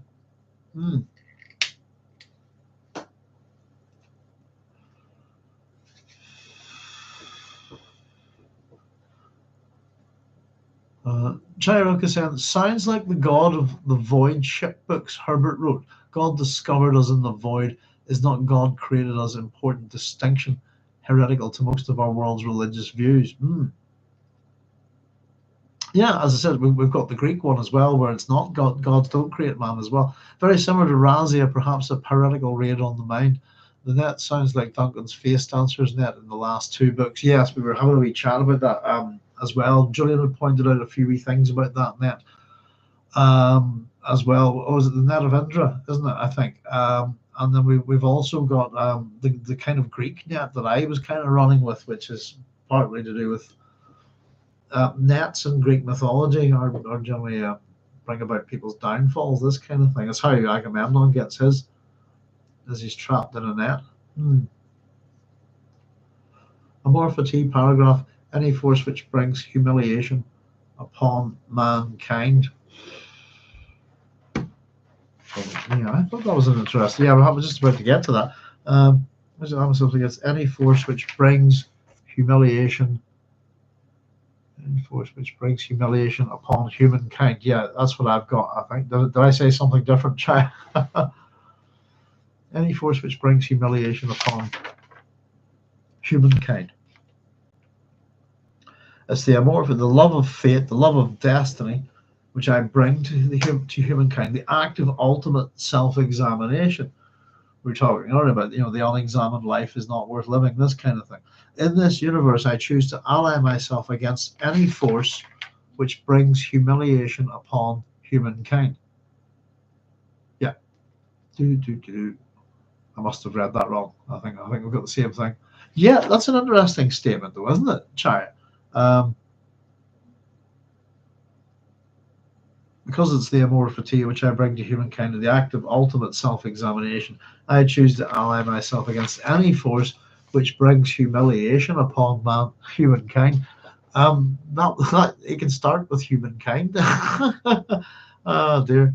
I think if we consider all of our other fellow human beings out there, it can be kind of humiliating what some of them get up to. If we thought of it that way, how does it reflect on us? It's an interesting statement. Any force which brings humiliation upon humankind. But, interestingly enough, isn't that what he's going to do? He's going to bring mankind to its knees. So he speaks of, yeah. Oh, sorry. Something else. Let me just finish with that comment there. I wonder who gave Gurney his instructions regarding assessing Leto, the Bene Gesserit superiors to Jessica. Earlier in the text, Jessica seems to understand very little regarding the preborn. Did others devise this test? That's a good point. And I got the sense simply that it was a Fremen test. In all honesty, that the Fremen have problems with abomination as well. We found that out earlier, that there are rights to test for it, and I think possibly that's where it is. I don't know. It's been delegated in a way, hasn't it? It's not Jessica testing here. It's not a Bene Gesserit. This is Gurney and Namri, two men, and yeah, it's very much been delegated. It's a very good question. Something again we probably just don't know. It's happened off scene, if you like. Who gave Gurney his instructions regarding assessing Leto? Again, I suppose there's spy networks, etc. In use here, aren't there? And Gurney's contacts with the smugglers. Bene Gesserit superiors to Jessica, possibly. Seem to understand very little of the preborn. I generally get that just as well. And did others devise this test? Most likely, I would say. How would they have much? It's the sort of thing that the preborn, what understanding would they have of it if generally whenever they catch it, they kill it, if you see what I mean? Object Grace, how you doing, sir? Summer has come, the crack must flow. Evening, Doc. Summer has come, the crack must flow. Evening, Doc. One more time for Frank Herbert triplets. Object, how you doing, sir? Thank you very much for joining us. It's very muggy here at the minute. It's actually quite warm. It's just turned midnight. The witching hour is upon us. But yes, indeed, we're pushing on through. Let's see. Yeah, humiliation upon humankind. It's a very interesting statement. Probably covers quite a lot of ground. So he speaks of for war and against peace. Namri said, no. Nor did my father speak against war. But sorry, no, Leto said, nor did my father speak against war. But look what was made of him. Peace has only one meaning in this Imperium. It is the maintenance of a single way of life. You're commanded to be contented. Life must be uniform on all planets as it is in the Imperial government. The major object of priestly study is to find the correct forms of human behavior. For this they go to the words of Muad'Dib. Tell me, Namri, are you content? No. So just that little bit there that we had. Nor did my father. It wasn't that my father spoke against war, but look what was made of him. Peace has only one meaning in the Imperium. So imperialism is what we're talking about. A good example of this is the Roman Empire, and the peace is the Pax Romana. The means by which culture and trade are driven is the Greek language. This kind of thing. There's more to how Rome works, but it has a peace, it has a language, and as an imperium, one law, one system, out it goes, and everything else comes in, and that's the way an empire works.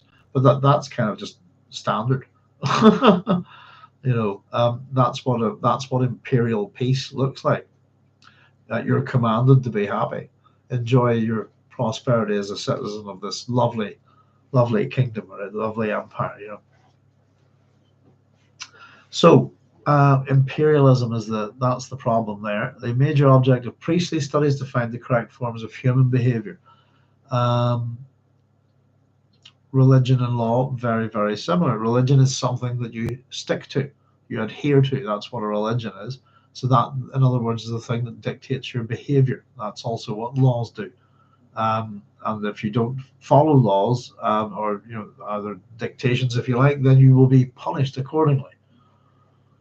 Yeah. So I think generally tends to be one you get punished in this life, and the other one you get punished in the next.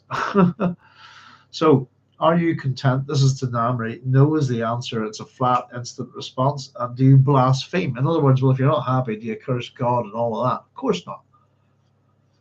So I think the suggestion is that Namri is still a religious Fremen, a pious Fremen. But you aren't contented. You see, Gurney, Namri proves it to us. Every question, every problem doesn't have a single correct answer. One must permit diversity. A monolith is unstable, and why do you demand a single correct statement from me? Is that to be a measure of your monstrous judgment? And again, he's poking at them there. And very interesting little statement. One must permit diversity. There we go. And a monolith is unstable. No, it's not. Okay, there are lots of types of monoliths. If you like, standing stones, we have them all over the UK, all over Ireland, etc. They're very stable. They're standing thousands of years later than when they were put there.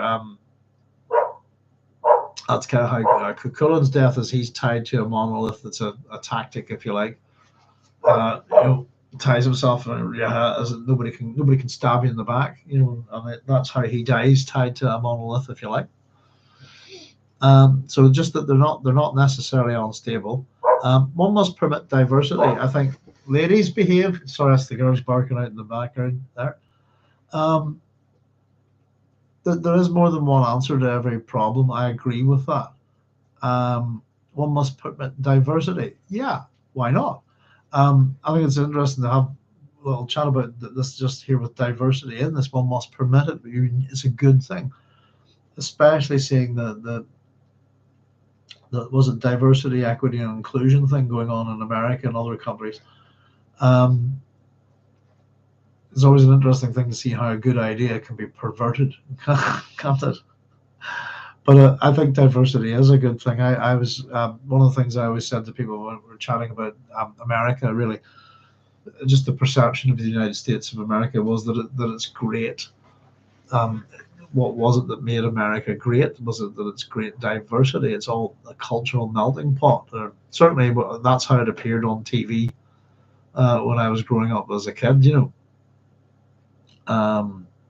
Just that it seemed that was it's great. All these different peoples, different languages, different cultures, different religions getting together and working towards the American dream.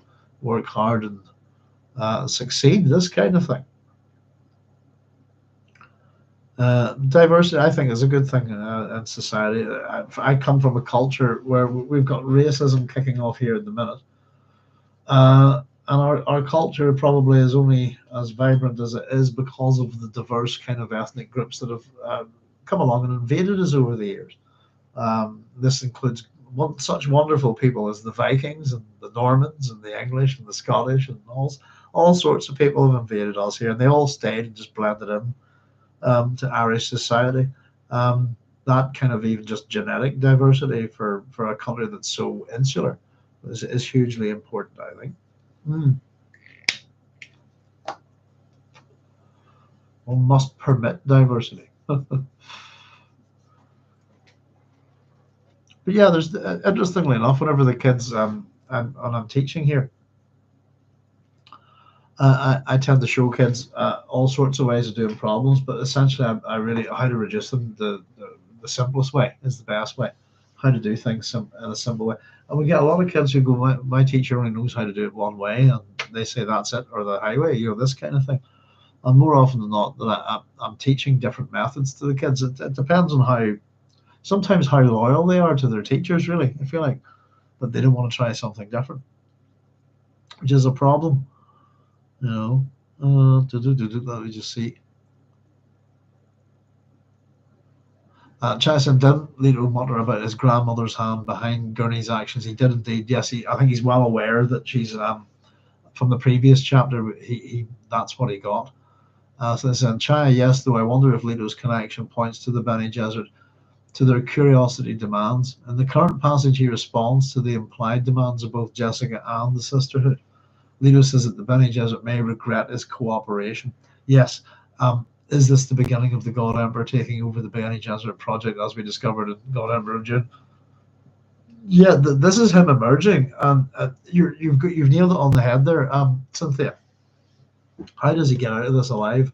What was the clue that he was looking to cooperate? Give them what they want at this point, because he's in a position of weakness, isn't he? Um, and I suppose it's very much what Namri's about to say. I pray we did the right thing in leaving him alive. If Namri killed him now, an awful lot of people and thousands of their generations worth of ancestors would survive. Maybe get killed some other way. Who knows? We'll have to look at the logic of the God Empress, but thinking, I suppose. But this is it. Yes, indeed. Leto's cooperation points to the Bene Gesserit, to their curiosity and demands. Yeah, and it's why we have this epigraph, really just pointing out what everyone's after. The movement of plot and counterplot, amplified, the relative motivations are what we're talking about in that. Sisterhood feared Ali as an adult abomination, but still wanted those genetic characteristics carried by the Atreides. So that would include all of the Atreides. But if we jump down, we separate the epigraph kind of begins with the sisterhood and ends with Jessica and the twins. Jessica wished to repair what her disobedience to the Bene Gesserit had created. What was that then? A rift? Few thought to ask the twins what their plans might be. But yes, indeed, they're after their genes, the characteristics. I always thought that the Kwisatz Haderach is a weapon to be pointed at, but specifically that the person who wields that weapon should be standing behind it, if you see what I mean. Power behind the throne kind of thing. So they're still up to what they've been after it for a while, mainly in the background. But yeah, the way out of this is cooperation for Leto, for now, anyway. And yes, I think they will regret his cooperation. The beginning of the taking over the Bene Gesserit project as we discover in God Emperor. Yeah, I think this is the ball rolling with him. This is him. We're going to get to it in a minute or two, Cynthia, but at the end of this chapter, I think he's here. So will you force me to have you slain? Halleck asked, and there was agony in his voice. No, I'll have pity on you. He's playing with him. He's playing a game. He is a child after all. No, he's not. Send word to my grandmother that I'll cooperate. There we have it. The sisterhood may come to regret my cooperation, but an Atreides gives his word. A truthsayer should test that, Namri said. These Atreides, he'll have his chance to say before his grandmother what must be said, Halleck said, cutting off Namri there. He nodded with his head toward the passage. I think Namri's statement there was a mistake. There's a little bit of Gurney trying to maybe distance himself a little bit from Namri here, but he's making a comment about the Atreides. I think that whatever that comment would be would not go down well with Gurney Halleck, and so he cuts him off here. Nodded with his head towards the passage. Namri paused, clear off, basically. Namri paused before leaving, glanced at Leto. I pray we do the right thing in leaving him alive. So we have exit Gurney and Namri. Go, friends, Leto said. Go and reflect. It kind of mirrors again his calling out to them at the start, wasn't it? Good fortune to us all, friends to his captors.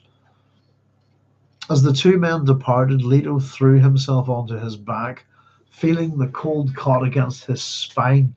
Movement sent his head spinning over the edge of his spice-burdened consciousness.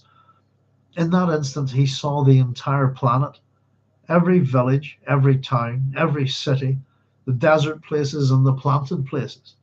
All of the shapes which smashed against his vision bore intimate relationships to a mixture of elements within themselves and without. He saw the structures of imperial society reflected in physical structures of its planets and their communities. Like a gigantic unfolding within him, he saw this revelation for what it must be, a window into the society's invisible parts. Seeing this, Leto realized that every system had such a window, even the system of himself and his universe. He began peering into windows, a cosmic voyeur. Every system has a window. No. Closed system, black box system. That's the whole point. Um, so no, I wouldn't agree. Even the system himself in the universe, he began peering into windows, a cosmic voyeur, and the whole idea of systems starts to get tricky whenever you want to consider the universe. Pardon me. And every other system of the universe is a subset of that system, etc., etc. So systems theory gets a wee bit tricky when you talk about the universe, I think. But no, systems that you can't get access to in any shape or form to prevent human tinkering, that you can't look in, can't poke around, can't muck about with. It's a black box, is what we call it, or a closed system. Every system has such a window. No, not as far as I know.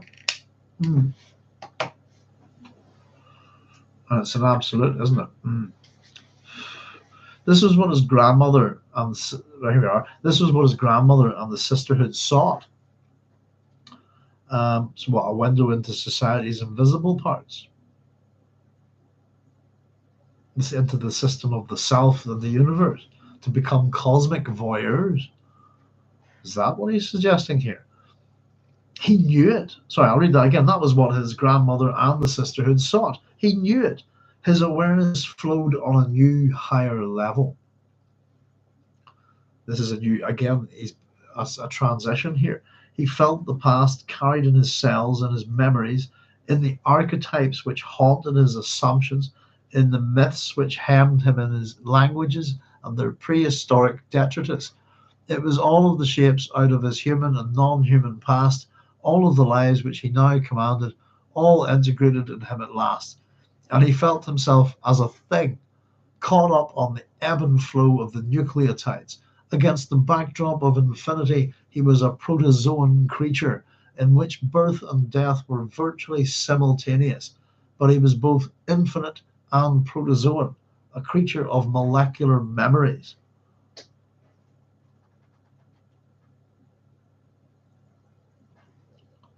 So yeah, it's a oh, goodness. I need fluids, folks. Excuse me. So that's an interesting paragraph, isn't it?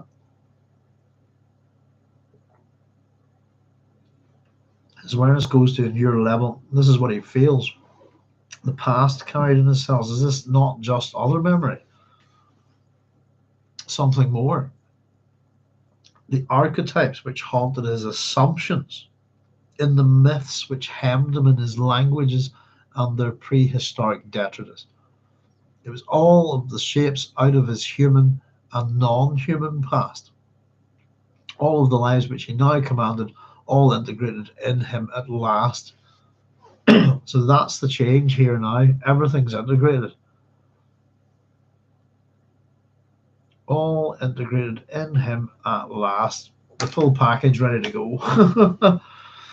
And he felt himself as a thing caught up on the ebb and flow of nucleotides against the backdrop of infinity. He was a protozoan creature in which birth and death were virtually simultaneous, but he was both infinite and protozoan, a creature of molecular memories. I suppose in that sense he is in that sense experiencing a single mote of time and all of it at once. Possibly that's the suggestion. Protozoans, what, first animal, isn't it? Is that what that would mean? Let me see if I'm protozoan. There is some pictures.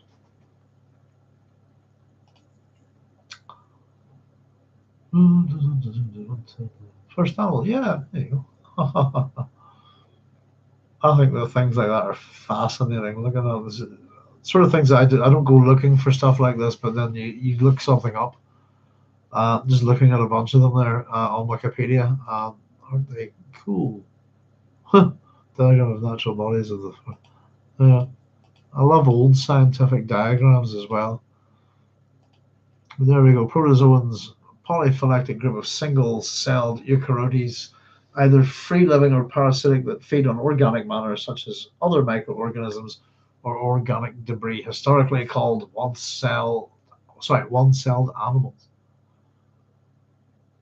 First introduced by George Goldfuss in 1818. I've never heard of him. That's interesting. Oh, I wish I could. Yeah, the time to learn, time to read, all that kind of stuff. Protozoan. proto science fiction, first science fiction, first animals, simple animal types, single cell things that live and die in a moment. This is we're again trying to get a sort of sense of what's going on within his mind and his awareness and his sense of past, present, and future. I think it's interesting as well that if you had other memory, if such a thing existed, that there would be things that weren't human in your memory, things, but before that we evolved out of, all the way back to some sort of whatever first mutual kind of I don't know, some interesting, scary looking creatures. I would say so. Bear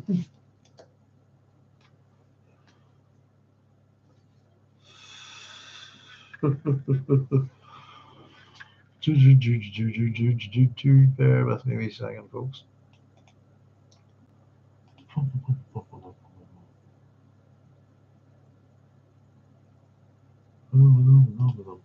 No, let's see. Where are we? Oh, hang on. I've got to back up a bit here. Bear with me. There we go. Cynthia, so Chaya was saying, didn't Leto mutter about his grandmother's hand behind Gurney's actions? Cynthia said, Chaya, yes, though I wonder if Leto's connection points to the Bene Gesserit, to their curiosity demands. In the current passage, he responds to the implied demands of both Jessica and the Sisterhood. Leto says that the Bene Gesserit may regret his cooperation in this, the beginning of the God Emperor we taking over the BG project, as we discover in God Emperor Dune. Chaya was saying, I think Jessica is being used, manipulated by the Bene Gesserit beyond what she imagines, like Irulan in the last book. Jessica and Gurney are disposable pawns to the Bene Gesserit. I'd agree. It was one of those senses that we did get, I think, whenever we were having a wee bit of a look. Something about the Bene Gesserit a wee while back. It was probably to do with Irulan, but simply, as Chai has put it, they're pawns, they're tools. All of the sisters of the Bene Gesserit Sisterhood are disposable. And I almost get that sense as well that the different skills that have evolved in this universe have almost formed. I mean, they are treated as political entities within these books. They're like states, and in that sense, that they're all ultimately a state is an abstract. It's a word that we use for the collected group of people and its governments and society, etc. But there's no such thing as the state. It's the same as people in this country talk about, oh, this is a Protestant country, this is a Catholic country. The geographical landmass of Northern Ireland has no opinions whatsoever on any such things. Yeah.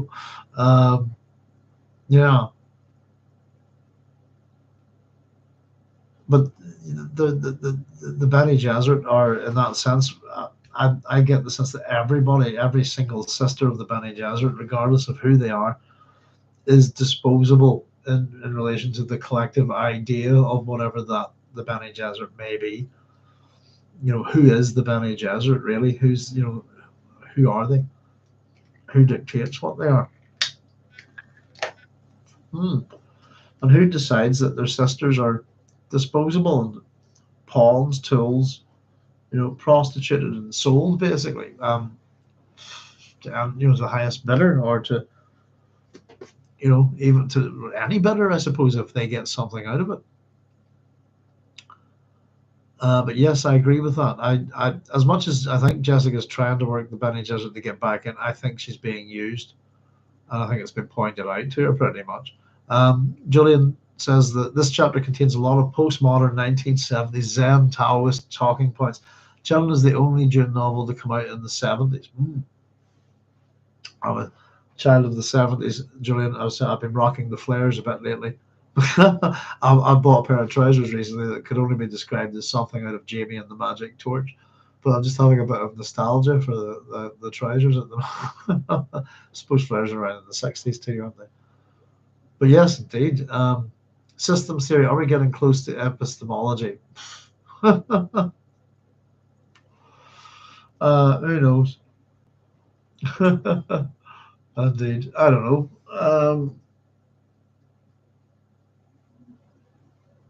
I don't. I'm going to stress this. I don't think that Frank's knowledge of computer systems and systems in general. He's very interested in systems. I don't think it's as good as I don't know. At the same time, it's a thing of its time. But there are other people about. You know, I've got textbooks. I've got computer textbooks and stuff like that from the time. I don't know. There's a number of things. Again, it's who's to say is this what Frank believes? Is this what the character's putting forward? Especially when he deals with absolutes within the story. The thing that we do know is that there's a lot of Frank's thinking, his own personal thought process, his own ideas, his own philosophies within these books. He's talking a little bit about imperialism here. He's not said anything, you know, just in terms of what an imperial society is. Here, it's nothing that nobody's not known for 2,000 years. If you see it, I mean, it's not new information. Some of the I don't know. It's some of the things that is just they're absolutes. So they're coming out. I don't know. Sometimes I think Leto's mucking around with these two, but there's a lot of things that Frank says within this book. I would put it that way that I would understand how you would come to that conclusion. But Frank doesn't like experts, by the way, and he said his expertise. It depends, as I said, if you look at the entire universe as a system, and the question becomes, you know, it starts to get a little bit tricky. If you're a systems designer, how do you look at it? You know, does it have external, and you know, how do you map it? Does it have external entities? Is it all internal entities? Is it closed? Is it open? This kind of thing. But we do build closed systems. You know, I could design a closed system. It's as simple as that. Such things exist. You know, so so that's what I'm thinking. Just Julian, it's a question of I do draw them up here. We've had Frank present an equation in the recent chapter there. We've had Frank present equations a couple of times that have not been equations, that they don't equate to anything whatsoever. They were mathematically they were expressions, I think, but they weren't equations, you know. But it's just I can be a bit of a pedant, but if we're going with things like this, it's worth just sort of saying yes or no. Again, it's a bit like what I was saying there to who are we having a matter about there earlier in relation to their book, Miles.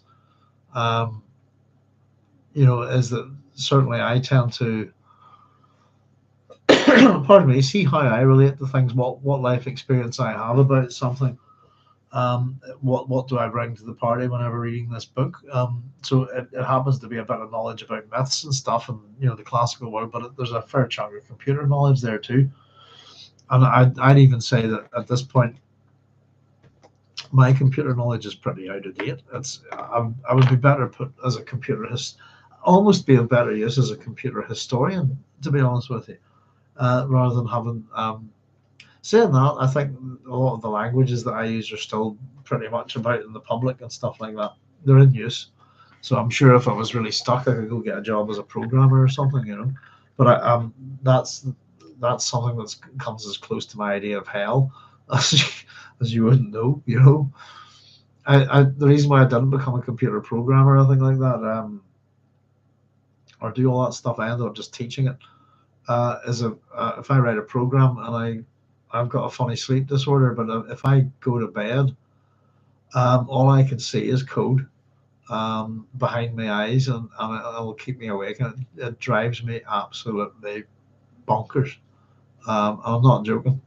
If I write code and I go to sleep, all I'll do is see code in my sleep, and I can understand it and read it, and it's hateful because it's like an imprint of light. I don't know, some sort of overlay in your eyes or something. So I absolutely hate. I don't mind writing a bit of script or something like that, but to sit down and write a program, I could not be bothered. Just don't like it. It does something to me. Not for me. But there's a lot of Julian's oddly enough, we were saying that there's a lot of changes go on in the 1970s with computing, as you see the computer the home computer explosion that happens at kind of the end of the 70s, early 80s, you know, which I'm a product of as well. Julian saying Leto was an amalgamation. Are we to believe he had memory of being single cell organisms? Well, that's kind of where why wouldn't you? If other memory works the way, surely those are your ancestors as well. Chaz said, sounds like Leto is accepting a godhead upon himself, intellectually and psychologically. He just needs his new skin for the relative physical immortality. But yeah, it's almost as if, how does he get? I mean, we're going to get his apotheosis if you want, but how does he get there? How does he get out of this trap that he's walked into deliberately? Cooperate for now. Maybe not memory, but awareness of consciousness at the molecular level. And even just the memory of, oh, I'm alive, oh, I'm dead. You know, oh, I don't know. It does raise questions, doesn't it? Leto's thoughts: we humans are a form of colony organism. He thought this is one of Frank's ideas, isn't it? I was going to bring something up on the screen. Let me see if I can find something for you. There's one part of my PhD that I've never put up. Actually, I keep meaning to, but it's a set of slides. Let me have a nosy. So I was chatting with Chai about reading the Frank Herbert books way back, and I had to skim read a whole bunch of them. Let me see. Just while doing the PhD. Now, what am I looking for? Elmer Fudd, where are you? Let's have a look in here. Bear with me a second. It was basically my first year Viva presentation on Frank Herbert's Dune. Well, everything that I've done, basically. There it is. Aha.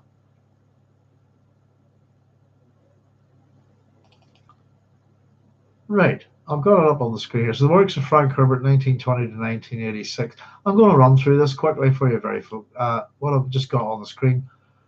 It was all my research areas: biographical information, interviews, key text, journalistic work, major influence, Aboriginal cultures, Eastern philosophy and language, the nature of the hero, psychology and collective unconscious, language and general semantics, Samuel Butler and Erewhon. And then let's just see, so jumping on down, just about science fiction history and all of that stuff. What did we find? So let's just look at Frank's stuff here. I had early developments in ecological and psychological themes. So early short stories in this would be like Seed Stock, which looked at pantropy, The Gone Dogs, Deliberate Species Extinction, Operation Syndrome, which was encephalographic waves in the unconscious mind. We've got The Dragon in the Sea, which is ecology, oil shortage, and dracones, an anti-war book, and a psychological book, Internal Environments versus Verne's External Environment and 20,000 Leagues Under the Sea. And then we had all our stuff on Dune here. The Ecology of Dune, Terraforming and Pantropy. Ecology as a tool of prescience, understanding this, blah, blah, blah. Darwin amongst the machines, racial memory, other memory, and the Kwisatz Haderach. What have we else have we got now? God, Emperors of Abraxas, Religion, Ecology, or Orange Catholic Bible, Zen, Sunni, and Buddhist Islamic Faith, and June. This is all the stuff. A lot of this stuff got gone, basically. The political tripod, the Femfrilish, economics. No, let's just see. So it was just the different things outside of Dune. The Green Brain is an ecologically heavy book which requires a great deal of suspension of disbelief. Attempted extinction of all insect life. Insect hive consciousness orientated towards Gaia principle. What have we got? The God Makers here. We've got stories that look at questions of ascension, apotheosis, and the messianic impulse. Also, The Eyes of Heisenberg, Heaven Makers, and God Makers. These are Frank's other things. Let's just running through the slides I have here. Communal Life, Survival and the Abuse of Power, Hellstrom's Hive, and the Santa Rogan Barrier. We've got Consentience in The Tactful Saboteur, which is a short story. Whipping Star, which looks at communication, psychology, survival. The Sari Experiment, which is its sequel. And then we had Pandora Trilogy, looking at ideas of human consciousness and ecology. Destination Void and its sequels co-written with Bill Ransom, which are the Jesus Incident, the Lazarus Effect, and the Ascension Factor, which I've written as almost an antithesis of Dune on ecological terms. So it was just some of the group consciousness ideas, collective, that kind of stuff in some of Frank's other books. It was just me kind of running through a few of those things. It was just the sort of slides of all. It was all the stuff that I'd managed to have a nosy at in the first year there. Sorry, folks. I just thought I had something a bit more there. Maybe I thought I'd read it out to you anyway.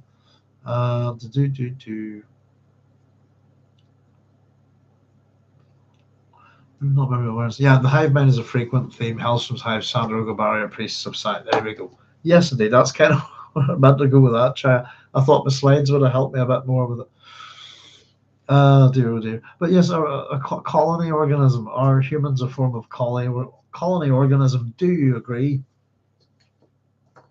Humans make colonies, I suppose.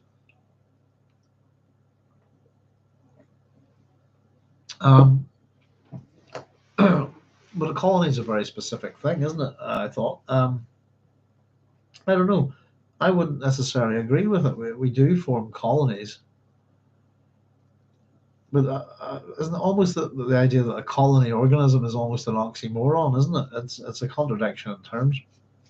So this is Leto's thoughts. We humans are a form of colony organism, he thought. They wanted his cooperation, promising cooperation had won him another reprieve from Namri's knife. By summoning to cooperation, they sought to recognize a healer. That's interesting. And I was going to ask, is that the same in everybody's books? That little sentence there, it didn't seem to flow quite right to me. Where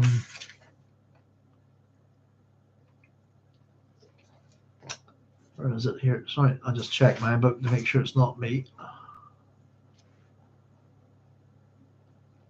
70. Oh no, it's on the page before. By summoning to cooperation, they sought to recognize a healer. Summoning to cooperation, they sought to recognize a healer. Same in yours. Yeah, it's a funny little sentence, isn't it?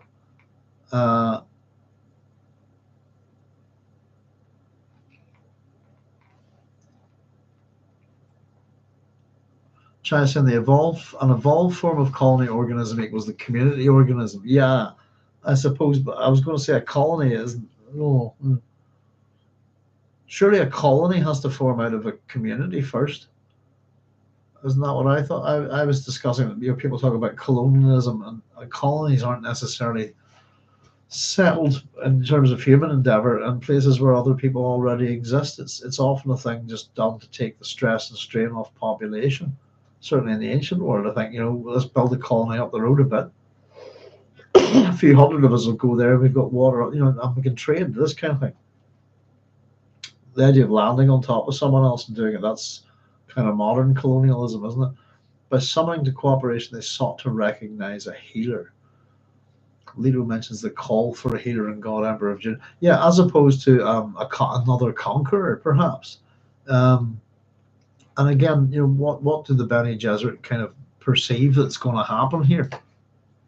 The interesting thing is it's just going to be like the Kwisatz Haderach, because they have no idea what a Kwisatz Haderach is, really. Paul kind of is one and isn't, and he's more and something more as well, isn't he? They're all a bit more. They're all a little bit something else as well. So the interesting thing is that the same mistake, that again, the God Emperor is going to be, we're going to take you through all this again. You were warned the first time in this universe anyway, and here comes something much worse. It'll be the same mistake. If they recognize, cooperate with us, and this God Emperor will be a healer. They've no idea what on earth he's going to become or what he's going to do. And I think in that case it's the same problem with the Bene Gesserit at the end of Dune, is that the real problem is a real lack of imagination and how much things can go wrong.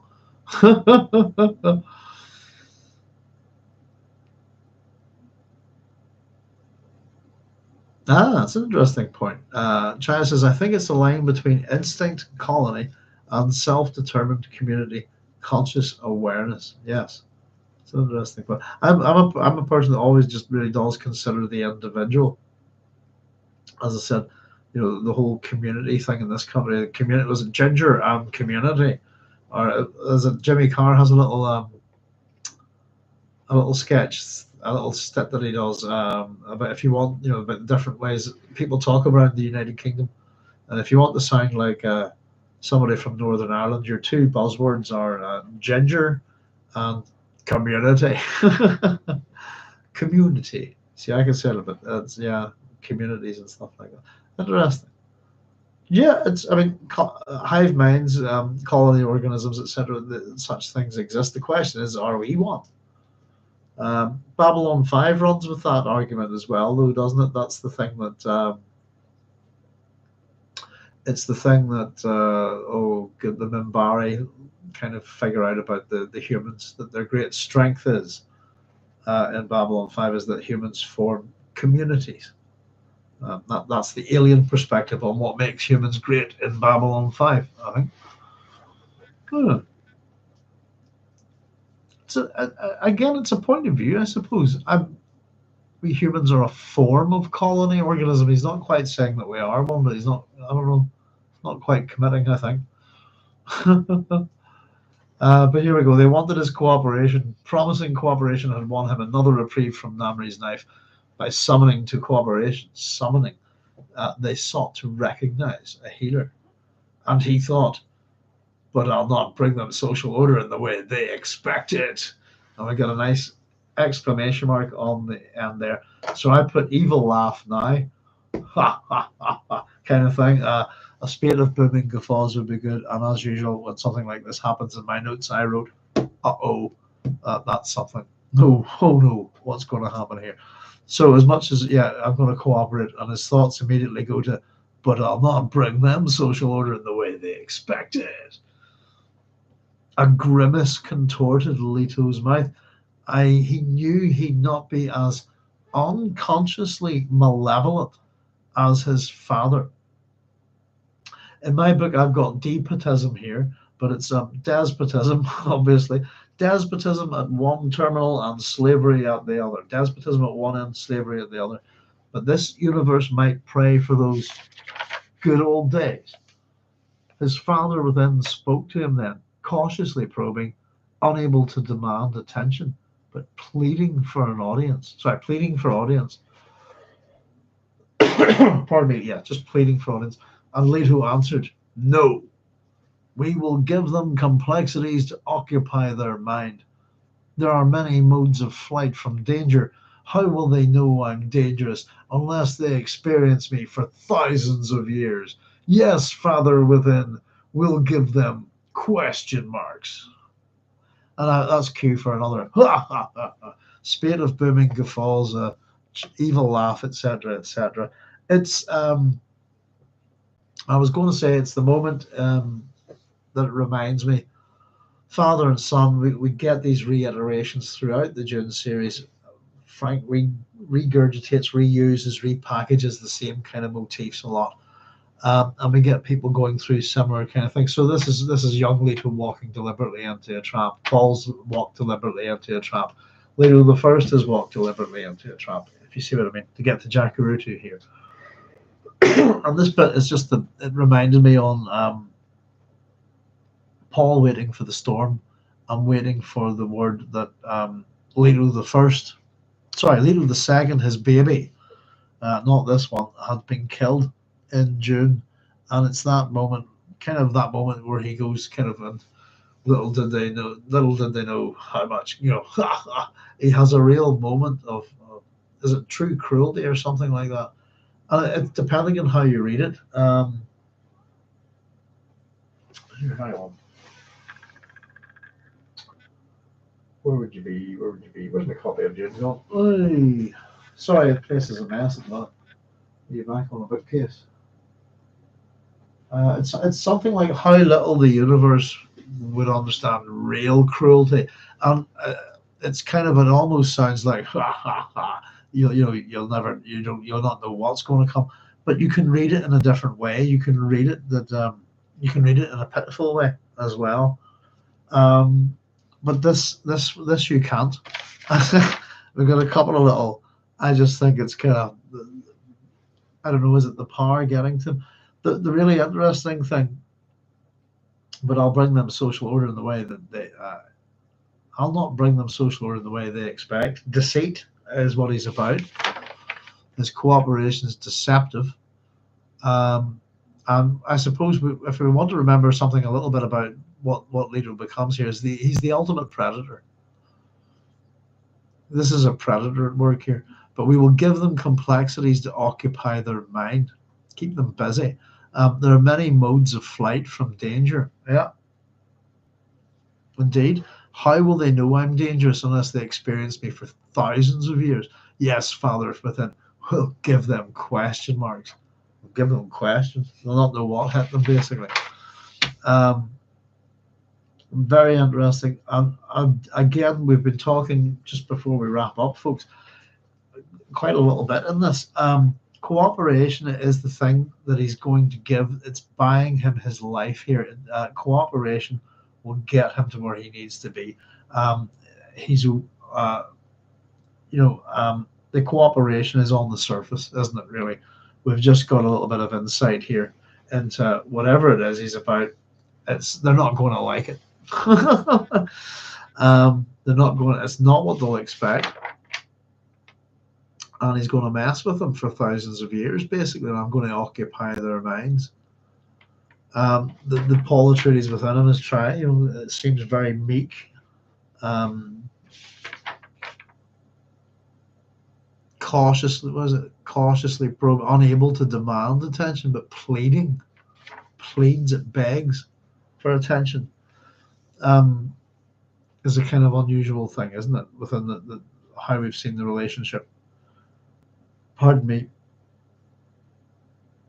Or what we know of Paul. Sorry, that's a better way of putting it. The personality within him is humbled, isn't it? It's kept in place now by Harem.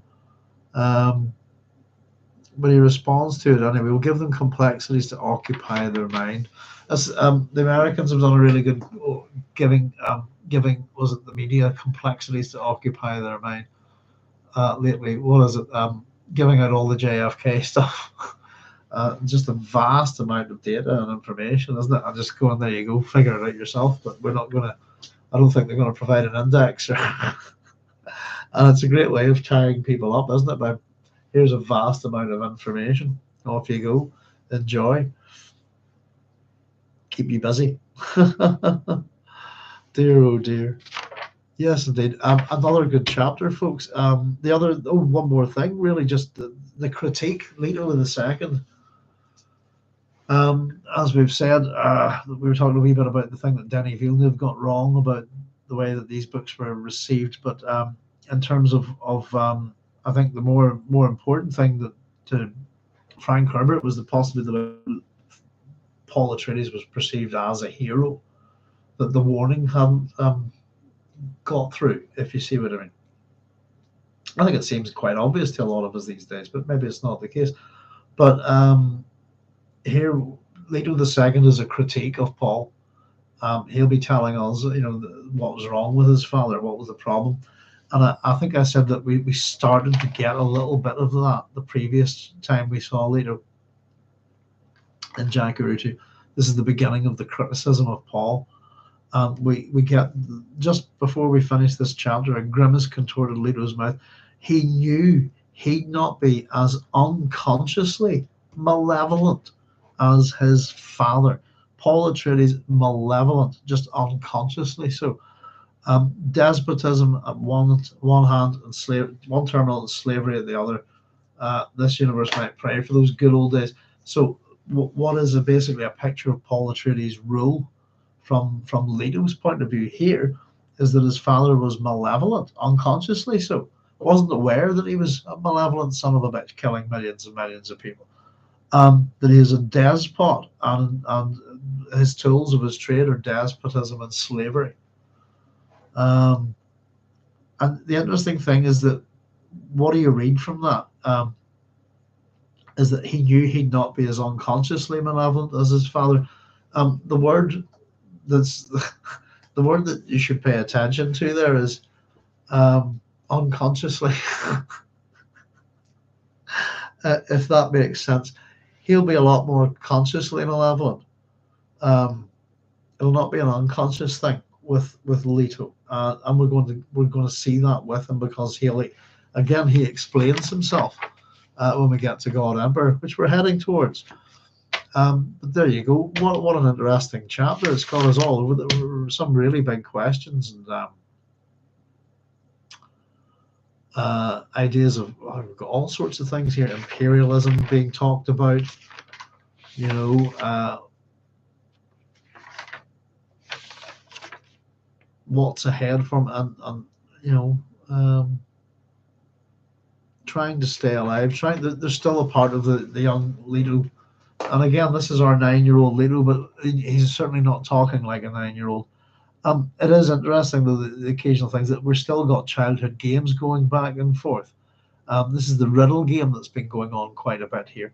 You know, we get the twins talking about their games at the start of the novel. And even Gurney's, you know, are you playing hide and seek with death at hide and seek? Children's games, you know. And as much as he keeps pointing out that he's not a child, he sort of is engaged in a child's game with these two, and even Gurney talking back to him is using kind of childish games within that language, if you see what I mean. So yes, indeed, there's a bit of a, I don't know, I get the sense that there is a bit of malevolence coming through here. And he knew he'd not be as unconsciously malevolent as his father. It was the word unconsciously that is the unnecessary word there, put it that way. If you're a writer trimming fat out of a go, you would just leave malevolent there. But that suggests to me that he'll be consciously malevolent, you know. Let me just catch up with your comments, folks. But that's us at the end of that chapter. And as I said, chapter 42 was very short. I was getting all sorts of stuff done with my eyes. My eyes have been very bad this week. And so I just took a wee bit of a break. And I'm going to pile that one on top with 43 next week. So because it's only a couple of pages. Let me just see your comments. Oh,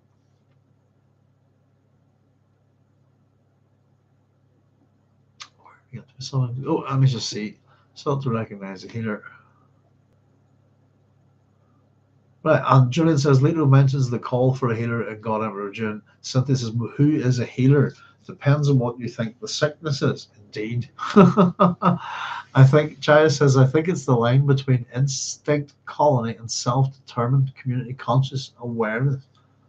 I agree. Cynthia, are the Bene Gesserit Leto trying to heal the same societal ills?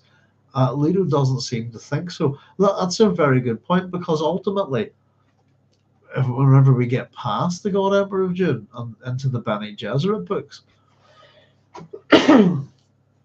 you know, we can look at them as his inheritors, if you like, and are their goals the same?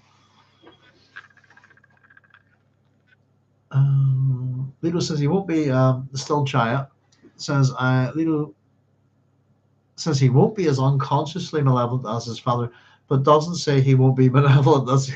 He promises danger. That was my point. Yes, indeed, Chaya. Julian said he's certainly dangerous, the predator tyrant who breeds distrust of leaders into humanity.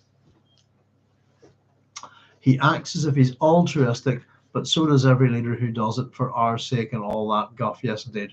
Serving the people is my favorite one. They're servants of the people. China says, I think the cooperation is agreeing to take the throne of the Imperium. The Bene Gesserit think under their control, but Leto knows he'll have the throne for millennia. The Bene Gesserit don't. That's a very good point. They have, in fact, nobody's really got any idea of what's going to happen with this 9-year-old here. But you're quite right that the way that the Bene Gesserit think, and that they are long-term planners. As Frank always likes to point out, no long-term planning is ever quite long-term enough. But you're quite right that even if the assumption that we could let someone go on the throne, you know, and they could produce us children, that the way that they're thinking would be as if he's a normal human being. That, you know, they're not going to see the worm to come. interesting in a universe of so much prescience that nobody really has figured out what's going to happen with him. And so you get the sense as Chaya points out there that they, if somebody took the throne for a couple of generations, that and that was in the way of them getting what they wanted, but then they would get it after a couple of generations. That would be no bother to them. They would be happy to play the long game, even if they meant, well, Leto can be emperor, but perhaps then we'll marry him to so and so, and we'll have a Bene Gesserit on the throne. They think that way. So yeah, indeed, Leto knows he'll have the throne from it. The Bene Gesserit don't know he's not going to be human anymore. you know. And in fact, his genitalia will have fallen off at a certain point.